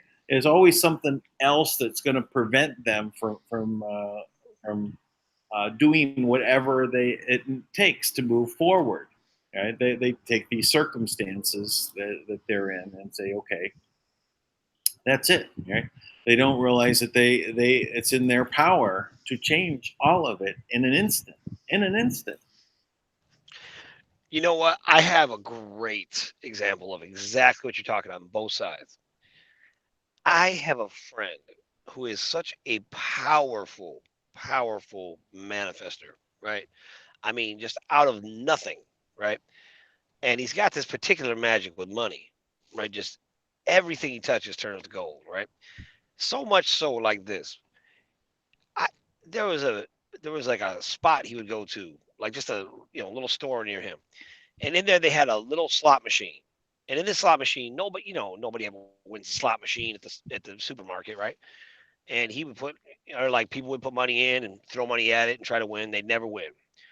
This Joker played 3 times. And I remember one of the times I was on the phone with him and he just said, I need some money, and put a quarter in, won $500. He played it 3 times. He won $500 every time, right? Which was like the grand prize for that, right? And he would just always do that. Now, we and I would talk to him every day about this, because he would get like in the kind of dark moods about things, and I really want to do this, and I want to start the world, and he'd go back and forth, the way we do, right? Just talking about how the darkness of the world, which can be consuming if you're not able to create a space where you can handle that message, right, and just be able to integrate it into the holistic part of who you are, right? And just allow that to be. And that is kind of the key to self-mastery, right? Now, and until you do that, you're subject to ups and downs and whims and follies and depression and excitement, right? You're kind of in a constant state of manic manifestation, right? So with him, I consider him to be a manic manifester, right? So I will never forget this. He was getting ready to move, and he was talking about what was going to happen, and we were waiting on some things to come through, and they hadn't come through. So he would always, kind of say things, kind of negatively, be like, well, whatever, I guess I'll be doing this, like if things didn't go right, you know, and it was just his way of kind of complaining and just voicing, right? And he's thinking it's just the two of us speaking, right? It's not a big deal, and he wasn't catching on the damage you could do. So I'm begging him. I'm like, please stop saying that. I know you think you're just being funny, but you're gonna make it happen. He's like, no, I'm just saying that to you, right? And he totally dismissed it. But this was the statement. He goes, we were doing a three-way call with one of our friends, and he goes, look, I'm just gonna come there. I'm just gonna, you know what? I'm gonna be homeless. And that's what I'm gonna do. I'm gonna be walking the streets. And I go, please stop saying that. I go, stop saying it so dogmatically, so matter of factly, right? And he goes, that, and just to spite me, he goes, that is what I'm gonna do. I'm gonna be there and be homeless. You know, that joker moved and he manifested himself homeless. Lost everything he had. I mean, in a matter of a few days, he's lost everything he had. I mean, and he was fine, but I'm saying, but I was cracking up at him. I said, "See, I told you." I'm like, choose your words wisely. Choose your thoughts. Consider the power of what you're doing, because it happens all the time. And then he had an ideal, like, I want this, is what he would say, right? And again, he was always kind of downplaying himself too, like, I'm probably this kind of a person, the same way most people do. He downplays. So then he described the situation. The exact situation happened. And then I'm like, are you happy? Because what he wanted was what all of us want is happiness, right? We want to be happy, you know. If we just spend our time saying, look, I want to be happy. I want to be overflowing with joy. I want to just be a light and a beacon that people can trust, rely on. I want to be happy in everything I do. I want to enjoy what I do every day of my life. I want to be exhilarated and thrilled to be alive and know that I'm living my life's purpose. That is a much more powerful way to just allow the universe to show you the possibilities of you. Hey, you better watch what you're saying. I am. Carefully, too. Carefully. I know. I know the power of my words. Well, this is a powerful conversation. When you start talking about manifesting and how, so most people cannot really comprehend this piece of it, right? Is that we are reality generating entities, right? And how it comes about and the power that we actually have in this world. And that's why one person can make a difference. One going out and making their moves can change a lot of things for a lot of people. So that's why when we gather together and we all are focused on going in the same direction, that's why it's so powerful. That's why we can have this higher vibrational, going through the roof power level now, right? We're That's right. up at 180 instead of 7. Yeah. Quite an experience. Well, I kind of joke about it, but I have to kind of take it a little bit seriously. That you know, um, when I just draw, when you go into meditation, if you're even whatever it is that you see, I think it's a good practice to put your creative energy into writing it down or to drawing it out, even if you can't draw, because just the act of doing it, there's an artist is not really one who can draw or paint or sculpt, right? It's one who can see, right, and pays attention to things that other people don't see, and sees the beauty in things and the ugliness in things that others don't see. And but it amazes me, like I drew that, I had that vision of Tui. When I went back through my book, I was like, oh my gosh, that's right. And I looked at it, I'm like, that is Tui. It's amazing. You Yeah. know. I mean, I So, think you were off on his hair a little bit. But well, I mean, I didn't finish. I ran out of colors. But that was kind of it's a joke because you were telling me yeah, about the 3D figures that we made, and then yeah, I know. he didn't get his hair right, and I go, right, and I said, you haven't made, and you don't have me smiling. I said, I it's great. I went back through and I remade all of them, and I made you a very the happy person that you are already. All right, well, You know. thank you. I said, yeah. Yeah, I don't want to Yeah. manifest a frowny face, or it was kind of stern looking, Well, I was trying to make you look tough. Like, hey, we're Oh, yeah, taking on the world. yeah. but, but that's I'll put fine. a smile on my face. Yeah.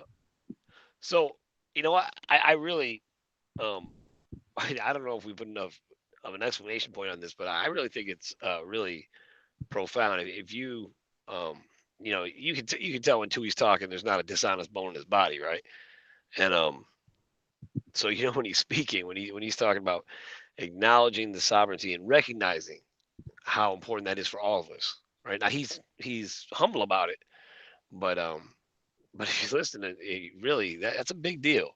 And I am a just to add my energy to the timeline, the highest possible timeline. I believe it includes this letter and that acknowledgement from Kim, and I believe that we are really on the other side of this. To be honest, this is already done.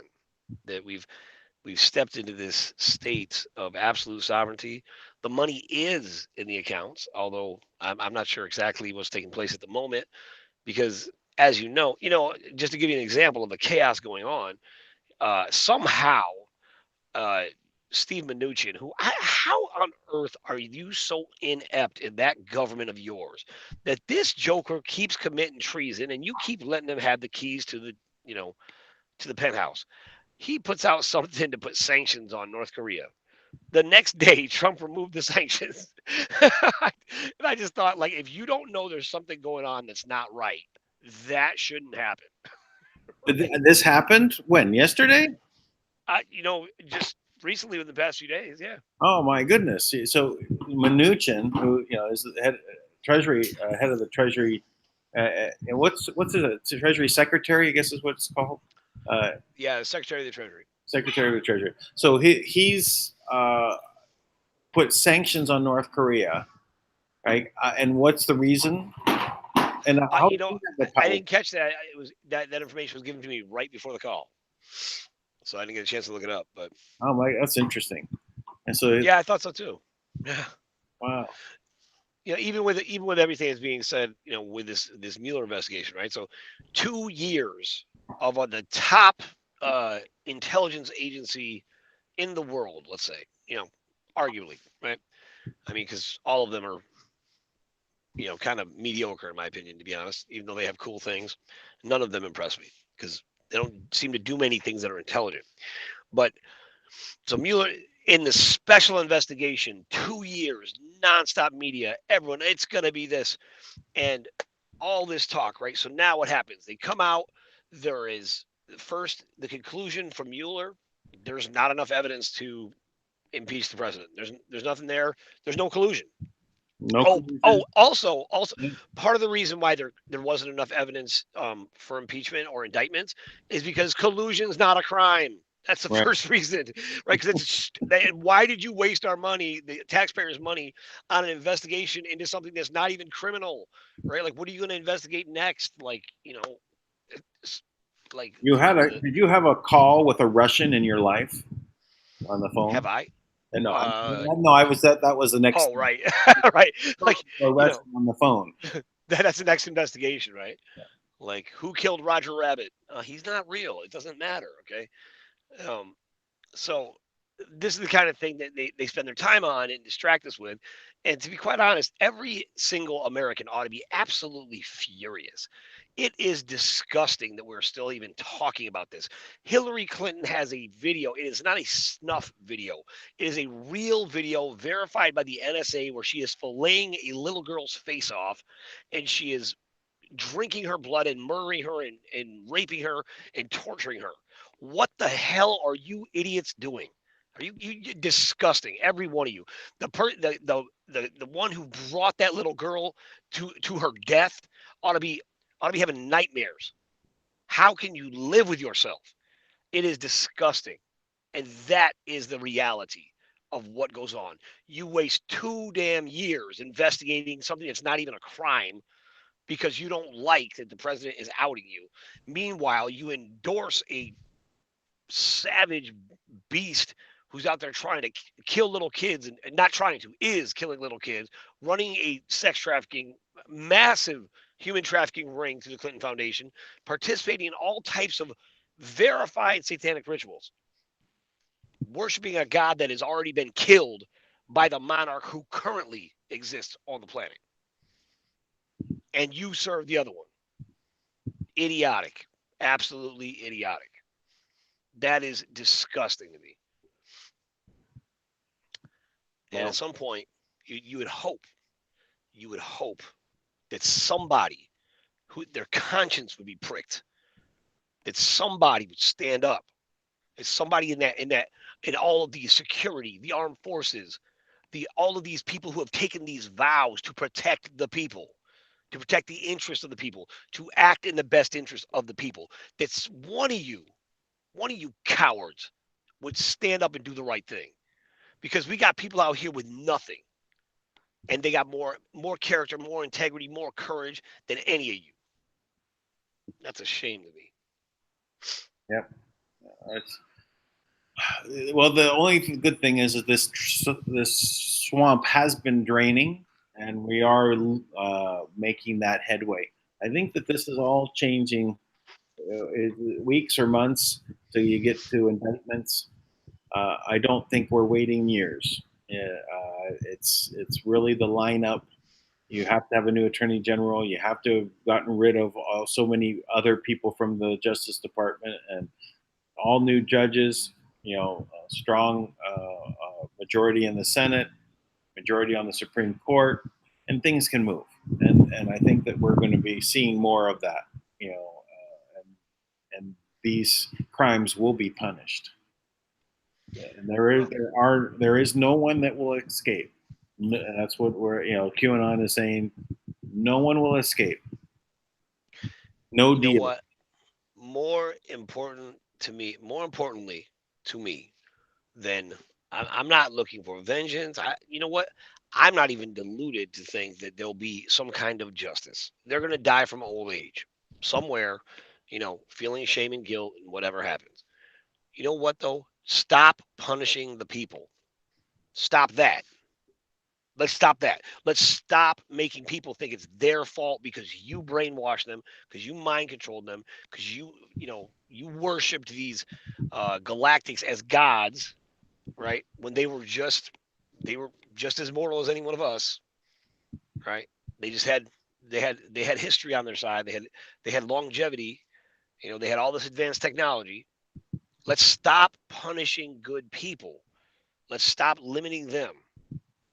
Let funds come in. Now, as far as I can tell, it looks like Trump money must be moving because Trump did get money out to the floods and to help the people from lost their homes and their farms and their cattle in like Idaho and Nebraska. From what I heard today, that's good. He did after 9 months. They did approve the debris removal after Hurricane Michael.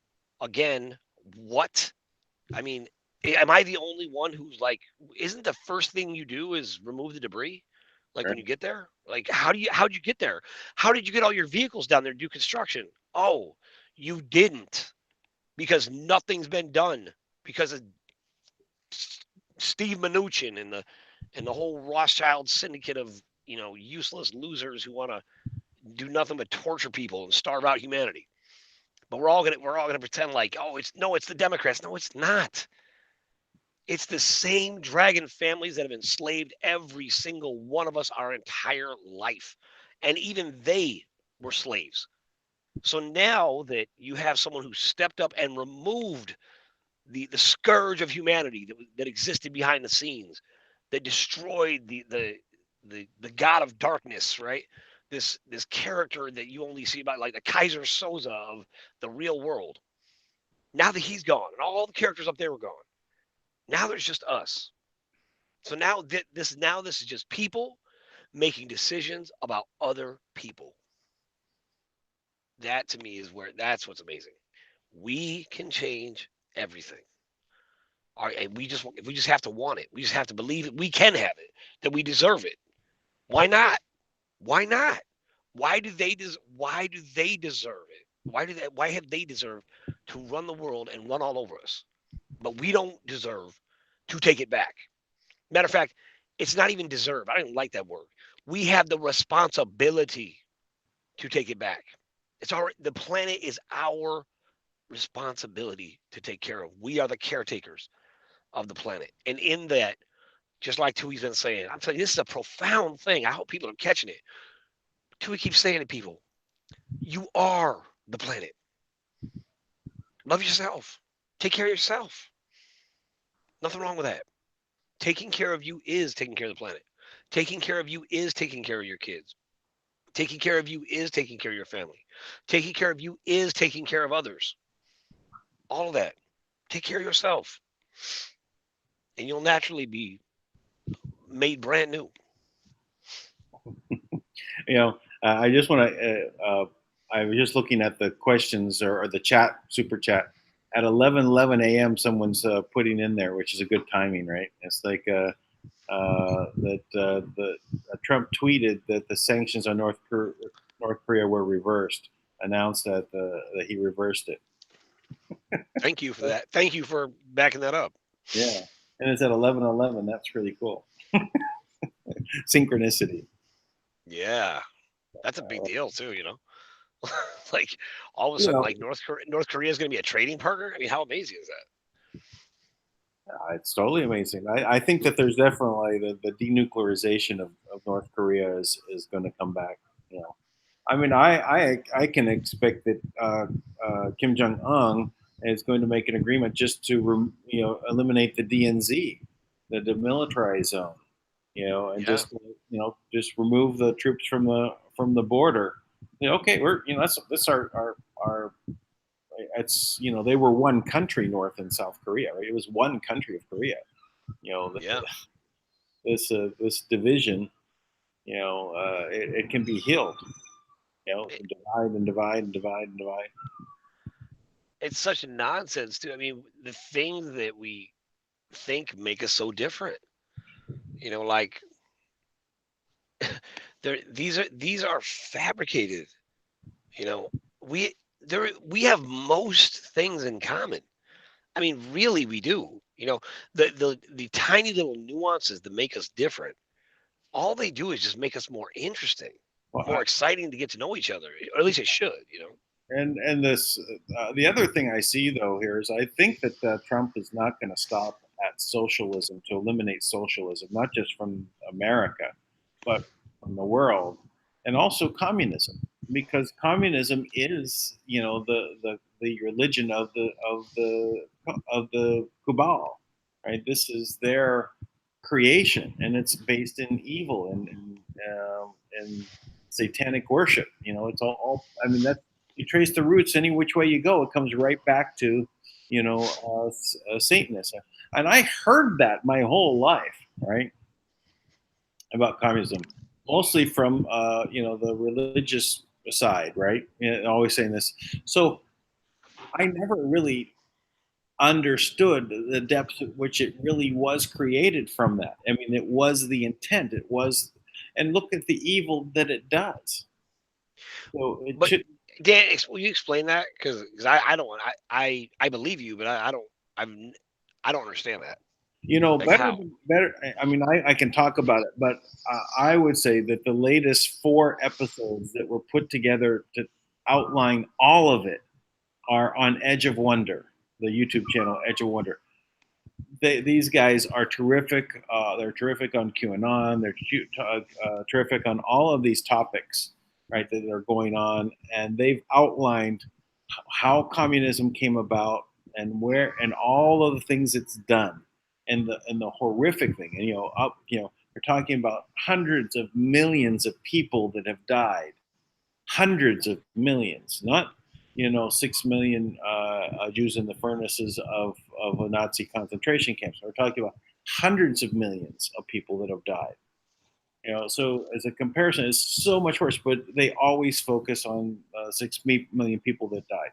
Now, I'm not saying that's a good thing. I'm just saying, as perspective, they downplay what happened in communist Russia and communist China, or anywhere where the communists have been that have come about, because it creates where they literally, like what we're experiencing here in YouTube and the censorship, instead of them just stealing the money away from you that was donated to you, or denying you the ad revenue, they just decide to kill you for saying these things. Right.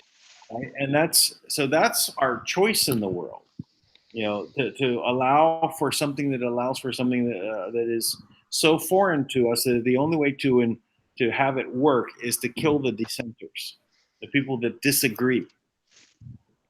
The complete opposite of freedom. Right. It's the same. It's the same. Catholic model of ruling. Of taking over. The Mongol territories from Kublai Khan. It's in Marco Polo. It's just, we're going in, we're taking over. Right. We're going to make sure we convert everyone. We're going to do it by means of Spanish Inquisition.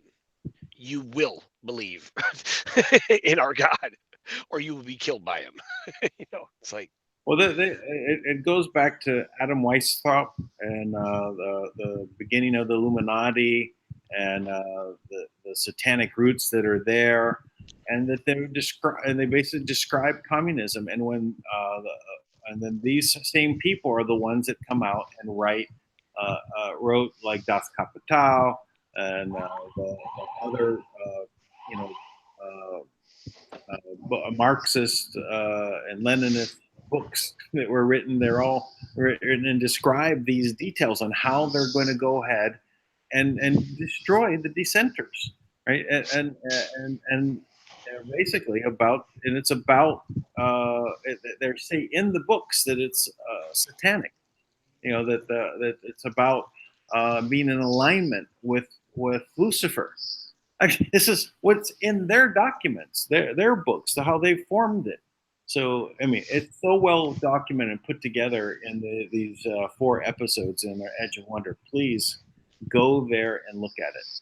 I should probably put those links down below in the description. I'll try and add that in there. But that really will give you a good presentation about what is happening. When I saw Trump give his speech about Venezuela, I said, "Oh, he's not stopping at just routing the deep state out of the American government, or he's not stopping at removing the deep state worldwide.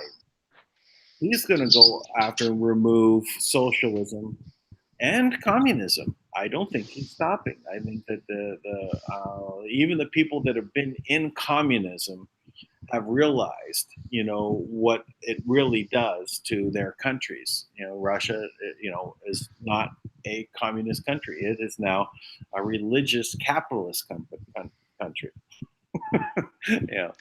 But they're the enemy against, collusion, right, with Trump and Russia.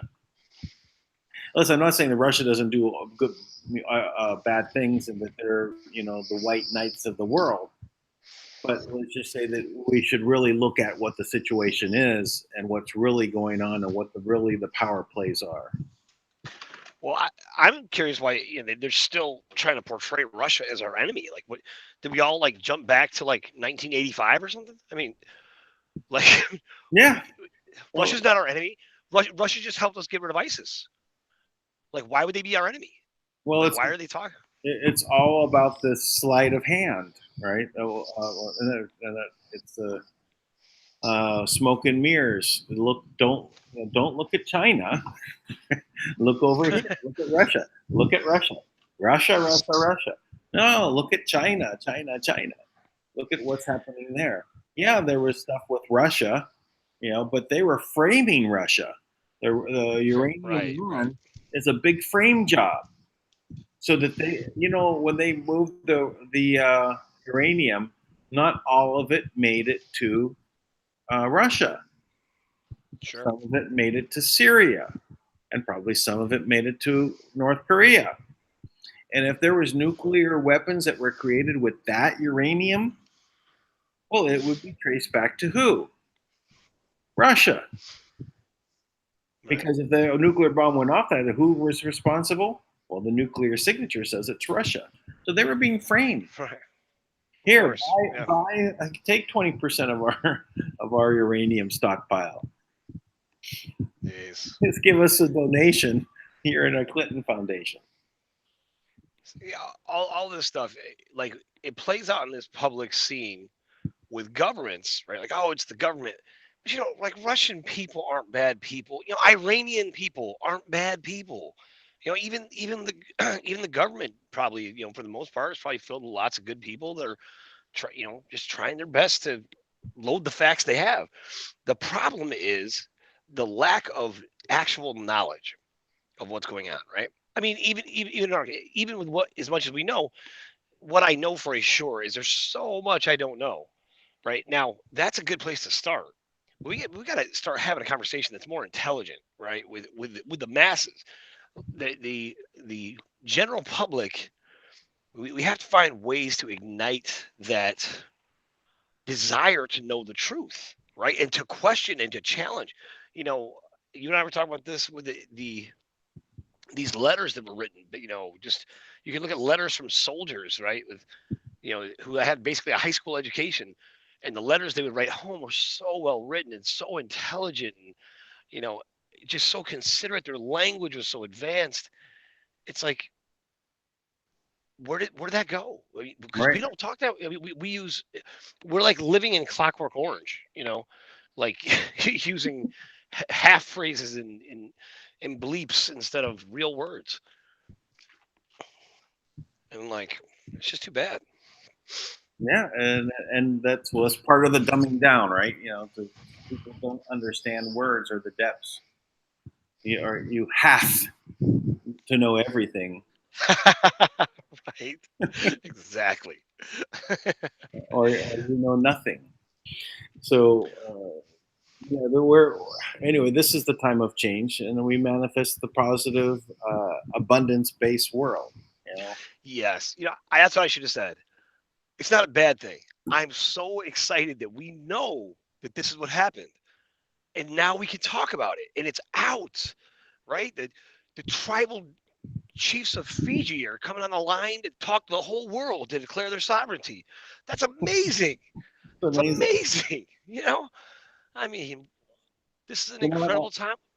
Oh my gosh, what's this? I'm involved in a project right now to do something in Samoa, to develop a resort area, quite a big area there. And the King of Samoa has to, give his blessings for the project. And, so it's probably a good idea to kind of reach out in that direction and say, hey, do you know what's going on in Fiji? That's a great idea. That's a great idea. That would be a great call. Have Samoa connect with Fiji. I've got I could one of the Queen Grace, I'll call her up from Hawaii. She's lovely. Yeah, let's talk to her too. I mean, we can also bring on King Silva. Well, I was going to talk about the other indigenous groups. I met two other groups there in Hawaii a year ago, just over a year ago, February of 2018, talking about the sovereignty and helping them, with some concepts of central, how to create their own centralized bank and dealing with cryptocurrency. Uncle Bumpy is the one that I've met with a few times there, because he was very close to a good friend of mine who is found out that she was also of royal blood, a royal blood Hawaiian, and so I actually was staying at her house while I was there. But this is it's all coming together, right? This is the time. Even I said that their connection is in with the Japanese emperor, right, and him supporting them in their efforts of sovereignty.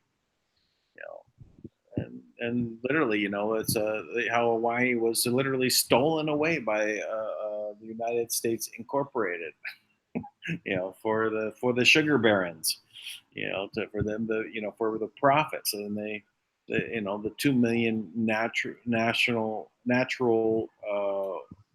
blooded Hawaiians are down to 10,000, but there's still 2 million people living in Hawaii. But the bloodline has almost been eradicated. So, and it's weird. It's tough because, I mean, if you talk to the groups I've talked to, I know one group I talked to, they were like really hardcore. They told me that they were the true protectors of the sovereign bloodline of Hawaii, and that nobody else outside of them really knew who the true heir to the throne of Hawaii was, right? Then I talked to others who, the different versions. King Silva says he's the king, and and then Queen Grace. I mean, she sent me all types of paperwork to show that she has the titles and the deeds to various islands and things like that. Those are three I've talked to. I saw some interesting video on YouTube. They said, "Hey, watch this," right? And they really outlined the history of what happened there and how, the Hawaiian people, through the king that they had from King Kamehameha, was, an internationally recognized monarchy where they had 90 embassies around the world. I mean, no other Pacific island nation had gone and made this reach out to the rest of the countries around the world and establish themselves. And it was the only one when they were doing the League of Nations before United Nations, was the only one that got into the League of Nations and was standing side by side with other monarchs around the world. And for the sugar barons to decide, well, we need to have a rebellion here and plant some things and have some people come up with some arms and shoot, and then use that as an excuse in the U.S. Congress to say, oh, we got to send troops. I mean, there was no, it wasn't as they described. It was contrived, and then they literally just ignored the monarchy after that until and so. Is there a bloodline that follows? Yes, that bloodline is still there. From which group or this or that, it's not for me to decide, right? But I know that it exists, and I know that. I know Queen Kamehameha. Was it Queen Kamehameha? Queen Kamehameha. Okay. Kamehameha. She set up a trust for the Hawaiian people. Yes. Right, to make sure that they would have health care and education. Now I know, when it comes to that technically Queen Grace, who she's not the bloodline heir, but she married the bloodline heir, and he acknowledged her as the rightful queen because he felt that she was most fit, and she is the one who should be allowed to access that trust and help the people and provide. And I talked to her and her husband both extensively. Yeah, I just from what I knew, from what I learned there, is that they were representing that if you're a native Hawaiian and this healthcare is to be free, if you walk into any of those hospitals there and not take out your driver's license, to show you're part of the state incorporated, right? But instead go in as I'm a native Hawaiian and I'm here for my free health care, they have to give it to you. Yes. but people don't know that, right? Yep. So it's hidden. And the other things that they do to steal away the land, they had uprisings about this. I think in the 80s is when it was. I think so, or maybe it was the 90s. And they had they were doing what was called quiet title. Now, if you're the sovereigns, right, there is no tax on your land, right? But the state comes in and they do this overlay, right? And they say, "Oh, you're in our system. You pay tax, right? You have property. You pay tax."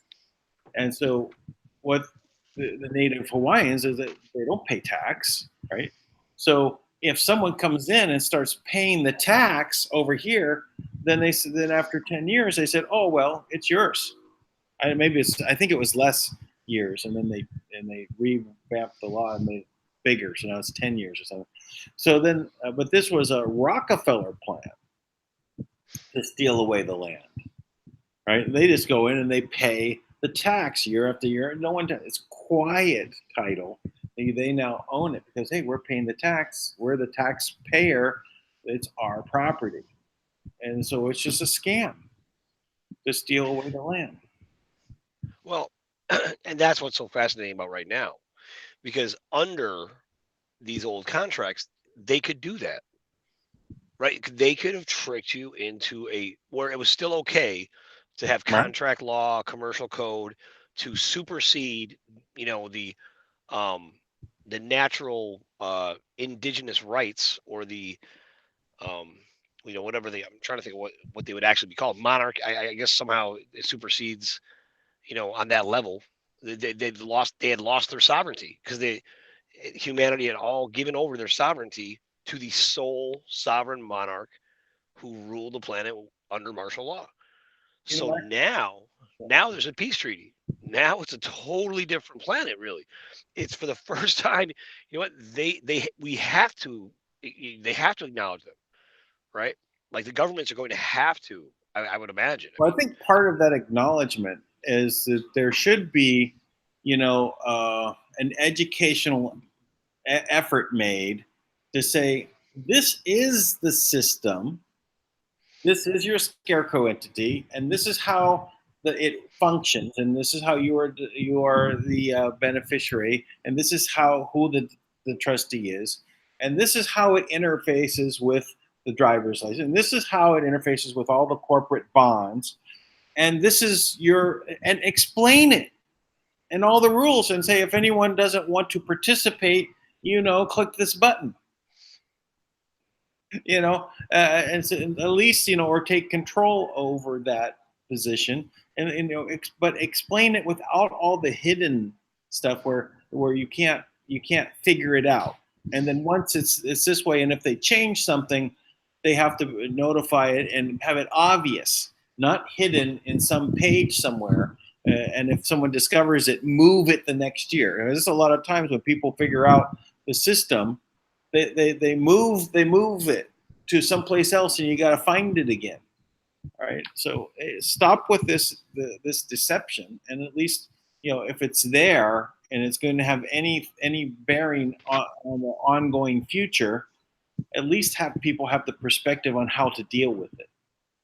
So yeah, that's part of disclosing what needs to happen on a worldwide event, because this is not just United States. This is worldwide, where you have a birth certificate, not a okay. certificate of live birth. Well, I'll tell you what. I think the government's really, they they've got a different responsibility in this way too. Is that they have to. I mean, we shouldn't have to prove we're alive by getting their permission. I mean, all that stuff's got to go. That's the thing I Yeah, don't fully understand how that'll go down. But it's basically be like, look, push all it back. that, yeah, it's done. I mean, because I'll tell you what, I don't need their permission to show that I'm alive. I don't need their social security number, any of that. I am alive. The fact that I'm talking, I'm living, I'm breathing, all of these things show, like we said, I'm the air, I'm the water, I'm the land, I'm all of those things, right? And I've got a spirit that shows that I'm alive. I don't need a government entity in their commercial code to acknowledge my life and put their Holocaust concentration camp, Social Security number on me, marking me for some kind of death. All this stuff. Yeah. It's funny too because Lindsey Graham, right? Like, Lindsey Graham has become like this champion. Now he must have turned sides, right? And Well, they freed right, him up. They had whatever John McCain had on him. They yeah. destroyed it and freed him. That's what happened. I love that what he's out there talking about. He said when it comes to the FISA warrant, the Clinton campaign, the counterintelligence investigation, it's pretty much been swept under the rug. Those days are over. Well, You know what? every time I see Lindsey Graham on the screen right now, I see him just like screaming freedom. Yeah, man, he's got to had a revelation or something, huh? I like that. Well, For he him. was freed. That's it's QAnon basically labeled that when it happened, how it happened, and you can see in his actions everything.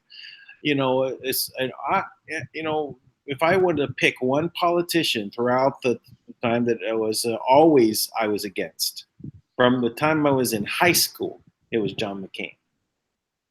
I said that guy is bad news every which way. He was also part of the Keating Five or the whatever the Keating Seven, where it was the savings and loan scandal, right?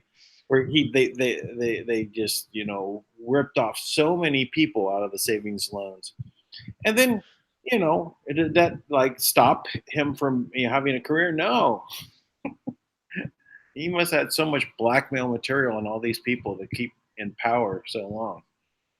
You know, we got to ask Thomas about this tomorrow night, but I'm pretty sure the McCain is from the bloodline of Cain, like Cain and Abel, and that they were cannibals, and so that would make a lot of sense That as would far make as a lot of sense. Yeah, I always thought him in my early years. I thought he was a Manchurian candidate. That they did something to him in the concentration camp or as a POW. I thought they really just messed his mind up. That's what I thought. That this guy was so well conditioned that he's going to always act in the worst possible way against us. yeah, incredible. Manchurian candidate all the way. Anyway, so it's fun, when now before his execution, death, Trump would call him no name, right? Because since he came in at 2 a.m. in the morning and went against what he campaigned on and said everything about was to repeal and replace Obamacare, and he came in and he was the deciding vote to keep it in place. After that, Trump called him no name. He wasn't even deserving of a name. Good for him, by the way. Yeah, That's the way to handle it. Don't even mention him. yeah. But now he's calling his name out. I guess he was under some sort of agreement, for a period of time not to talk about McCain. But now he's using his name again and against, not in a good way. So, What I'm trying to like wrap my mind around is there is just mountains. I mean, right now it's popping everywhere. Everybody is blowing up about the tweets back and forth with who's that agent? Is it a Venti? Um, or no, it's not. That's the lawyer. But there's the two FBI agents or whoever it was. They were going back and forth, just Page, obviously conspiring to take down Trump, talking about it, bragging about it. Lisa Page. But how do you fabricate? How do you take a report that you paid to have created, right, out of nothing, fabricated information, right, and, just hearsay and rumors, and you turn it into a report, right? And it'd be like if every time Benjamin Fulford wrote something up, everybody went nuts and just went out and launched an investigation, right? And their evidence was, well, based on the Benjamin Fulford report. It's like, can you imagine what the world would be like? It'd just be chaos. I mean, that's basically what they did. But Benjamin Fulford's reports probably have a lot more substance to them. Oh, without question. I'm not trying to take away from Benjamin Fulford at all. I mean, I think some of his sources are corrupted and probably don't have the full story, but definitely he's getting interesting information at very least. That's, I'm sure it's based in some reality that someone's trying to create, you know. But it's just fascinating stuff, you know. All this stuff. It's like, how long do you stand against the truth, right? How long do you stand in the face of it and refuse to accept it before you're just finally broken and be like, man, what have I been doing? I mean, because it'd be so much easier if people would just be like, just let go of the thing, all the hate that you think you built up that you can blame on President Trump. It's just not there. The reasons why you think, you hate him have been created for you. Right? And it's not even about Trump. Right. It's it's just about divide us against each other. Yep. Yeah. Well, let's kind of get to wrap this up, and we're not exactly 3 hours, 2 hours and 40 minutes in. So, it is a one of the things I'd like to get this down where we're doing these like for 90 minutes. It'd probably be a good time frame. But it's so much when Tui comes in, he adds so much. We just have so much that it carries through. It's good that we do this, but I think it's better for everyone. We keep it as short as possible, but it doesn't I agree. going too short. But anyway, we can do our best. And we have more to talk about. And Thomas will be on tomorrow. That'll be fantastic. Have a conversation about that. And then again, share this link. Make sure to go ahead and leave positive comments. Pound the like. The like is important. It does help us break through. And then share, and ask others on your social media profiles to please share this. It's important.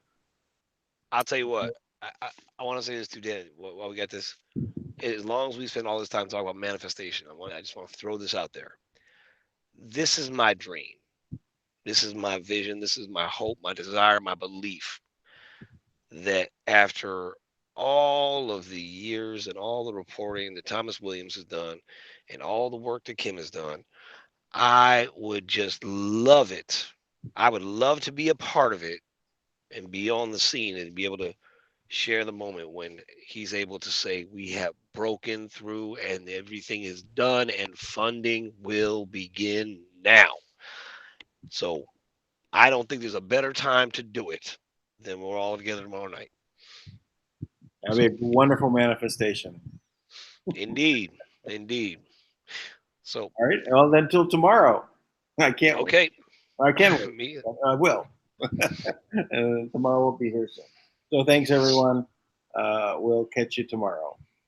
All right. Good night, man.